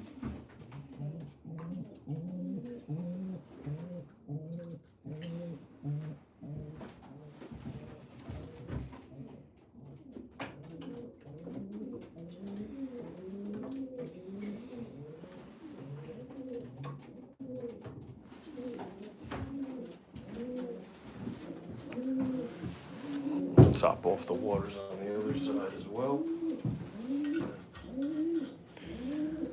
Yeah, so I'm just gonna let these two do their thing tonight. They have a nice little date night over here. Now that they're mated, hopefully she'll have eggs in 7 days. Super nice. That's good. I was worried that wasn't gonna work out, but it did. I've had pairs of birds that I wanted to mate and they just completely hated each other and just didn't work out. And then I'd put them with a different bird and it was like magic.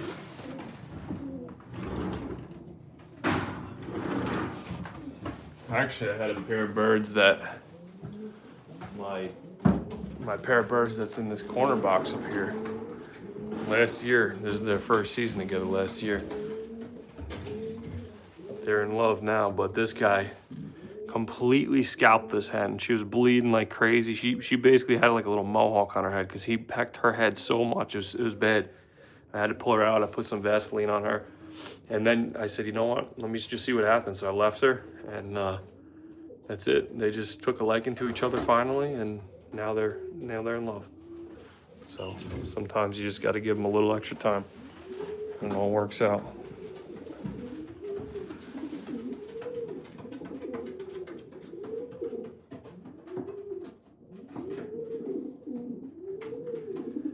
How often do you have to clean cages? Well, I scrape this whole loft usually once a day. I didn't do it today because I had a lot of other chores to do, but tomorrow I'll scrape it.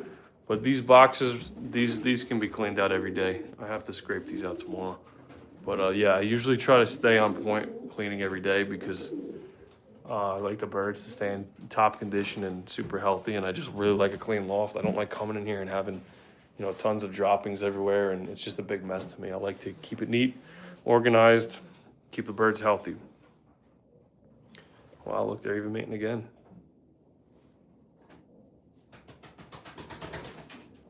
Nice.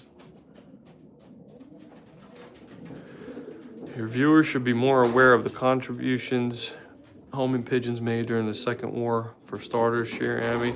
That's really a great point. There's not a lot of people that understand the importance of racing pigeons in the war.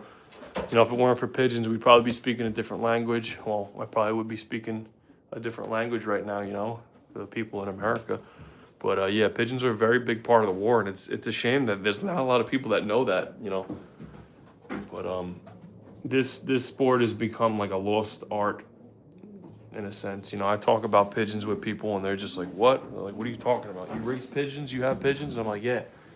And then you got to explain, the whole thing with the birds, and I don't mind explaining it, but it's crazy how many uneducated people there are about things like this, and like such a big part of history that these birds were. And people are just like, "What do you mean they saved thousands of people? And what do you mean they're in the war? And like, what do you mean they use these birds to send messages?" I'm like, yeah, that's how things worked back then. I almost wish it still worked like that today, because things would be a lot more simple. I'm just gonna finish up giving these birds their water.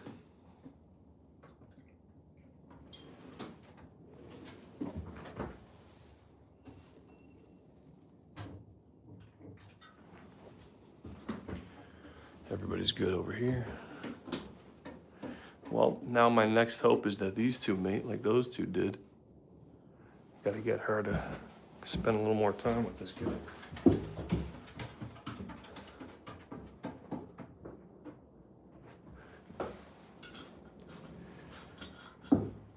Let's see. Come on, get over there.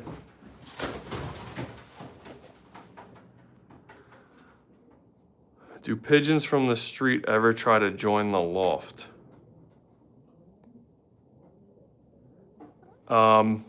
No, they don't. I don't have a lot of wild pigeons around here, and if they did, they wouldn't be able to. I mean, we, as pigeon fanciers, we refer to the pigeons from the street as kind of like street rats, street birds. But no, we try not to ever let them mix, because they, obviously, they spread, illnesses and stuff to our birds. I really don't like any other birds being around my birds. As we try to keep them in as much top condition as we can. It's important to check the droppings daily to know if anyone is off.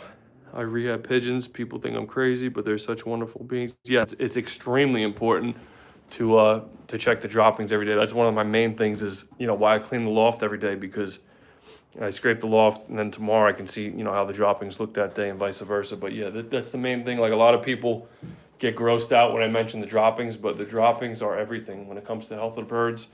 This is like, obviously the birds can't talk how they're feeling, so the next best thing is to go and, look for tight, nice droppings, and make sure there's no watery, loose droppings, and, that's how you know the condition that the pigeons are in. But yeah, it's super good, super point there. That's very, very accurate. Something that I would always refer to as checking the droppings of the birds daily like this.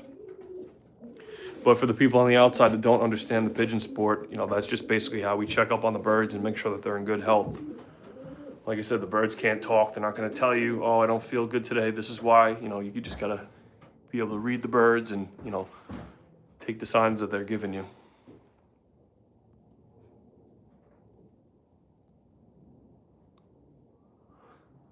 They're definitely wonderful and loving creatures, that's for sure. But yeah, they're very smart, and they're very, very intelligent birds, very underestimated birds. It's crazy how people underestimate them so much. But there's a lot of pigeons. Most of the pigeons in this building are smarter than a lot of people that I know. I could say that. That's a fact. What other pigeon or bird is going to be able to navigate 600 miles back home in one day?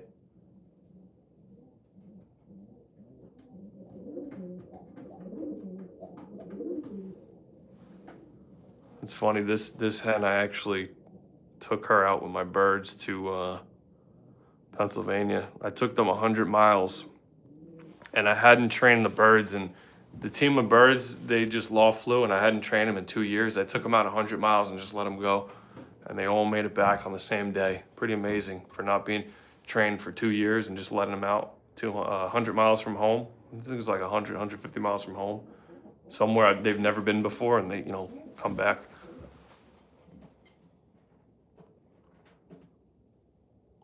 Mike Tyson cared for pigeons, I believe. Yeah, Mike Tyson, he still has pigeons. He has pigeons in California now. He's into the rollers and the performing birds. He actually had a show on Animal Planet when he was here in Jersey, and that was pretty interesting with the pigeons. I like things like that because they kind of shine a lot of light on the sport. There's a lot of people that don't understand the pigeons and everything and don't understand the sport, and I think it's important for people to know about them. And there could be a lot more people involved, if they knew more about them. Pigeons are not very hard to take care of. They're not like they're a responsibility, but they're very easy to take care of. They're very hardy. It just depends on how far you want to take it.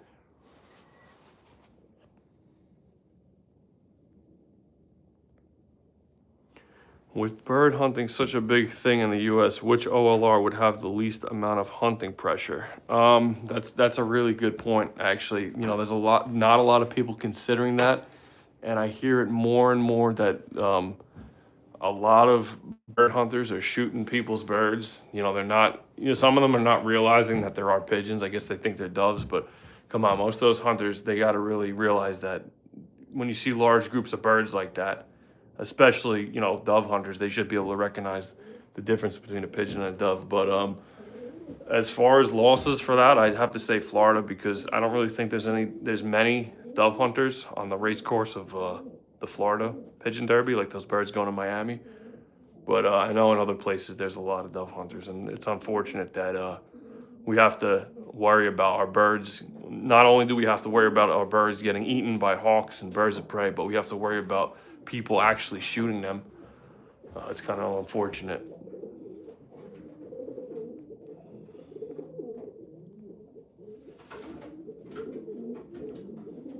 Yeah, Mike Tyson, he was doing something out in Poland. I think he was buying some sort of fancy flying breed of bird.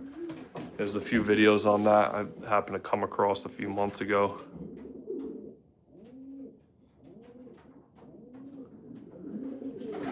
Yeah, that's a good one too. In the Smithsonian Institute in Washington, D.C., they have Cher Amy. She was actually the pigeon that got awarded the Purple Heart Medal in 1918. She's actually there. That's pretty. That's a pretty cool piece of history to actually go and be able to see that pigeon that saved so many soldiers back in the World War. Do they mate for life? Yes, pigeons naturally mate for life, but here I have a lot of birds that, 1 year I'll have them mated with a certain hen, and then other years I'll have them mated differently. We do this to test out different bloodlines of birds, and if one bird is better than the other, we try to do that. I had one hen mated with 3 different cock birds last year, but yeah, naturally pigeons mate for life.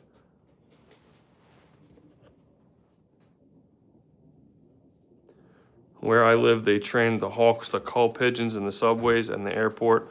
I've seen that before. I've seen that in, I think, Arizona and stuff. They do that. That's actually a really humane way to do pest control. It's a lot better, I think, than using like poisons and stuff and doing that stuff. At least, they have the hawks. The hawks are getting a meal out of it, and I'm okay with that. As long as they ain't eating my birds, they can eat all the subway street birds they want.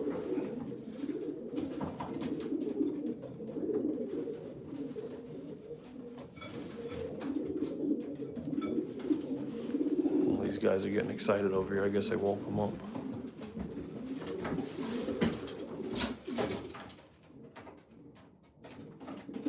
I really want these birds to do something, but I guess I just got to give it some more time.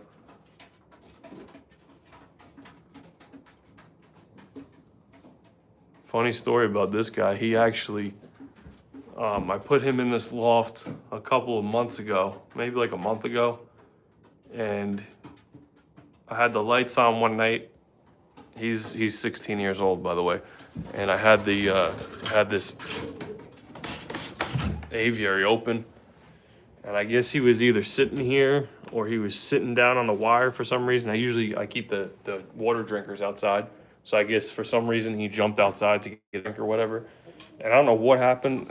Maybe an owl or something, seen him, and it grabbed him through the wire, and I guess it was pulling him through the wire, and somehow he must have gotten away, because the next morning I came in the loft and he was on the floor all full of blood.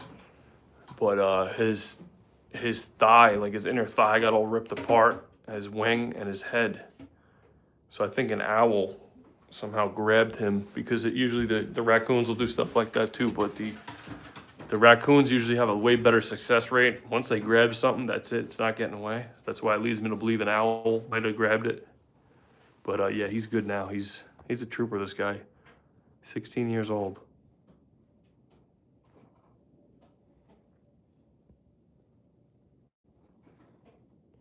Do they know their names? All these pigeons, they have numbers.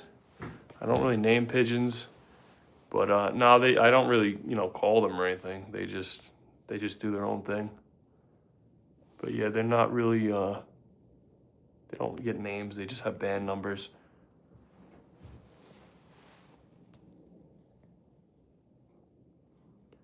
Could have been a rat too here. The rats kill a lot of pigeons at night. It could be possible. The only reason that I believe it was an owl is because my aviaries are about 3.5 to 4 feet off the ground, and there's no way for anything to really get up on them unless it's either aerial and it can climb on the screens itself, but there's no way to jump up from the ground to access the birds. The only thing that would be able to do that is if a raccoon like really jumped up and latched on and like kind of just crawled across, but there's nothing for them to sit on underneath. So that's why I think it was an owl that kind of just grabbed onto the screen and put its talons through and just somehow was lucky enough to grab him. But you never know. I really don't see a lot of rats around here because there's a lot of cats, about 6 outside cats that kind of keep the rodent population at bay. So I have not seen any rats around here.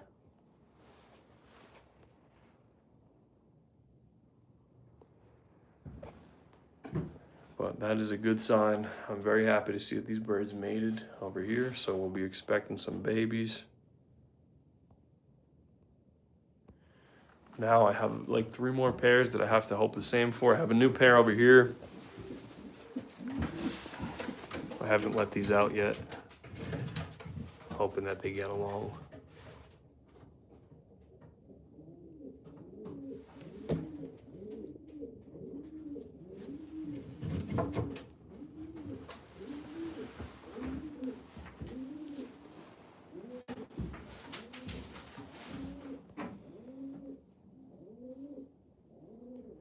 Do random birds try to move in or join the flock? No, not necessarily.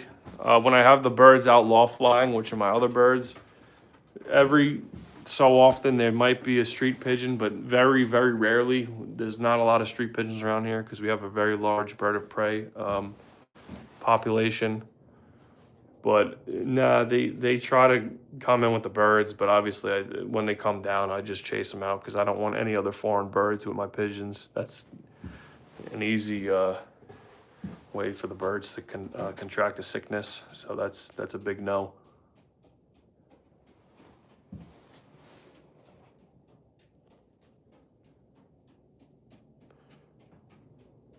They can learn names. Mine know their names. Oh yeah, I definitely believe they know their names. But like I said, I haven't spent enough time in here, calling them as pets.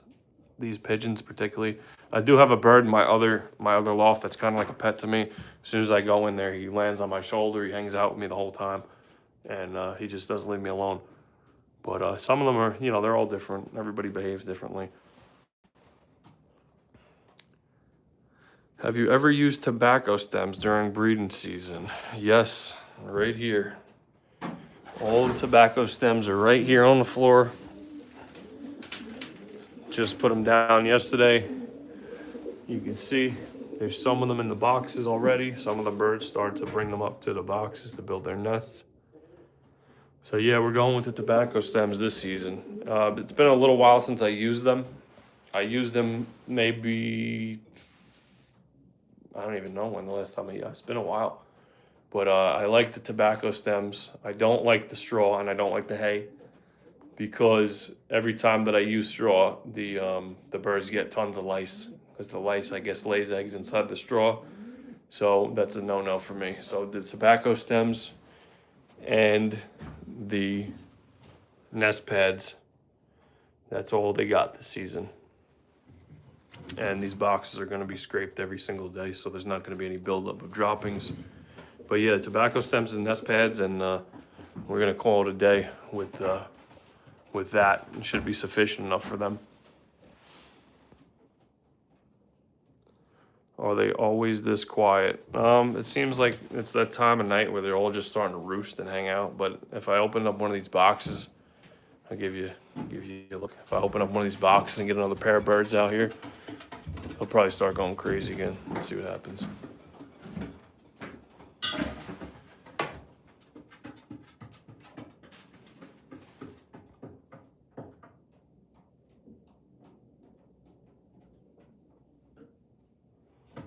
Everybody's just kind of settling down for the night, but usually once they see one pair of birds come out, they all get jealous.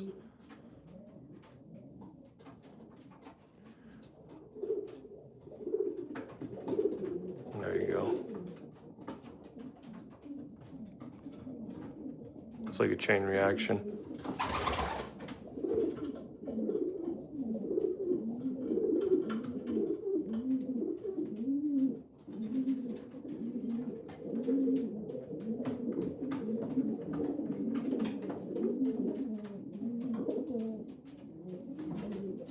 This is a super nice pigeon.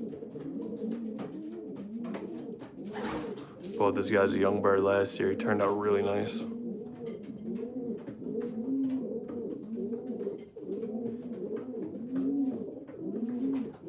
This bird was supposed to be a hen when I bought him, but he actually turned out to be a cock. So I had to get a hen for him.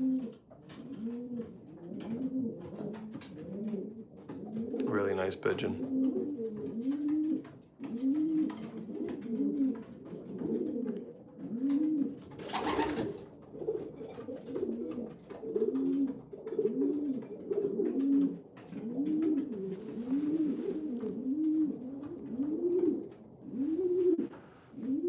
Have you ever tried lavender stems? The natural oils are really good to keep mites and lice away. No, I never tried that. That's actually a really good idea, because I know that a lot of those insects and bugs don't like the smell of natural herbs and stuff like that, but that's actually a really good thing to consider.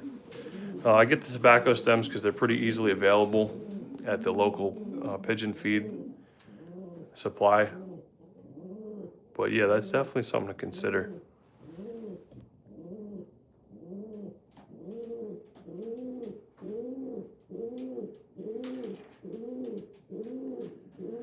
There used to be this whitewash back in the day that we painted the insides of the loft with in order to control mites and lice. There's a lot of things like that on the market. There's a product called Vercon S. You could spray it on all of the wood surfaces. I don't like to use any products like that. I don't like the smell of all those products, so I just use the torch. I torch everything with the propane torch before I put the birds in the boxes and everything, and that seems to be pretty sufficient. Other than that, the birds get a bath once a week, and they're all individually sprayed down with the Adams flea and tick spray, and they stay pretty clean. I never see any lice. Or I've never really seen any mites. I think I had one incident about a year ago with mites, but very little lice on the birds since I've been doing the torch and all the other things. Do they like being handled or fed by hand? Yeah, I could feed most of these birds by hand. Some of them do like being, I mean, I wouldn't say they like being handled, but some of them don't mind being handled. Others hate being handled. They're all different. They're like, they all have their own personalities and their own quirks. But I have birds in the other loft that will land on me as soon as I walk in there, and they'll hang out with me. But for the most part, they're pretty much to themselves. They really don't like to be bothered too much.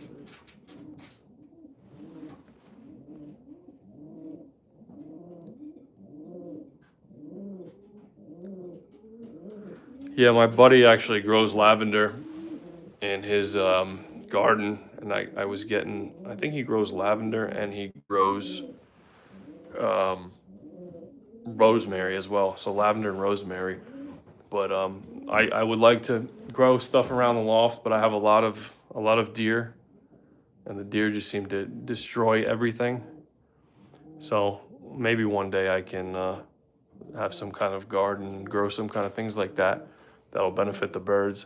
But for now, the deer are they just destroy everything. It's hard to keep anything like trees and stuff, plants, vegetables, fruits. You can't really have any of that with all the deer.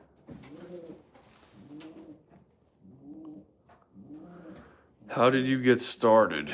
Well, it started a long time ago for me. The thing is with me, a lot of people ask, and a lot of people that are involved with this sport, they had their grandfather or father or family member introduce them to it.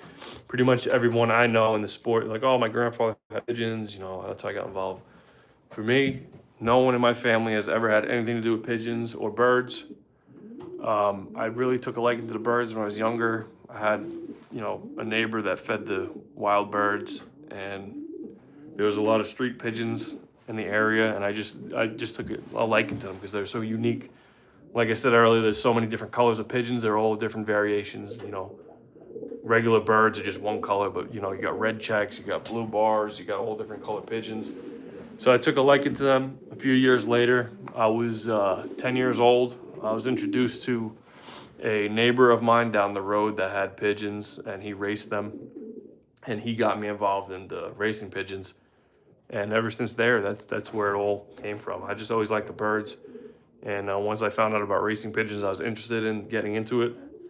And the gentleman that mentored me, he kind of gave me that little push, and eventually he got out of the racing, and he gave me most of his breeders and his stock, and that's where all my birds came from. This bird is actually one of his.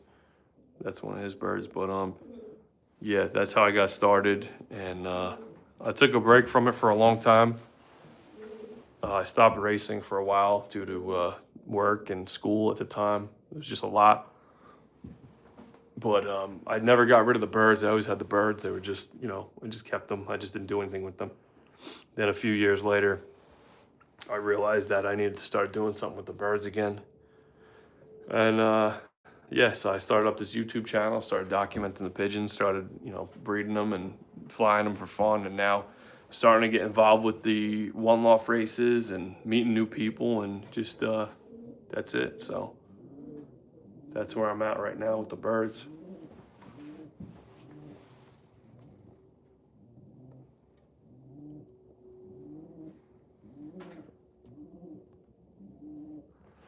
So anyways, I'm probably going to cut this one short. It's been a while. I've been on here for a while. I just wanted to make sure that all these birds are doing the right thing with their mates and everything. I'm going to close this one up. And it's nice. We got a lot of comments tonight. A lot of people seem to tune in. But for any of you that didn't see my most recent video, I posted up a video on my channel about the whole breeding season. It's me explaining the birds, explaining all the pairings, all the things like that. You guys can go over to my channel and check that out. There's a lot of informational videos on the channel as well, if you guys didn't already see them. But as far as the supplements I use on the birds, stuff like that, there's a whole bunch of videos like that. So I'm going to cut this short, and for those of you still watching, I hope you guys enjoyed this, and make sure that you go check out the channel, and let me know what your thoughts are. Leave a comment on some of the videos if you have time, and thank you guys, and have a good night.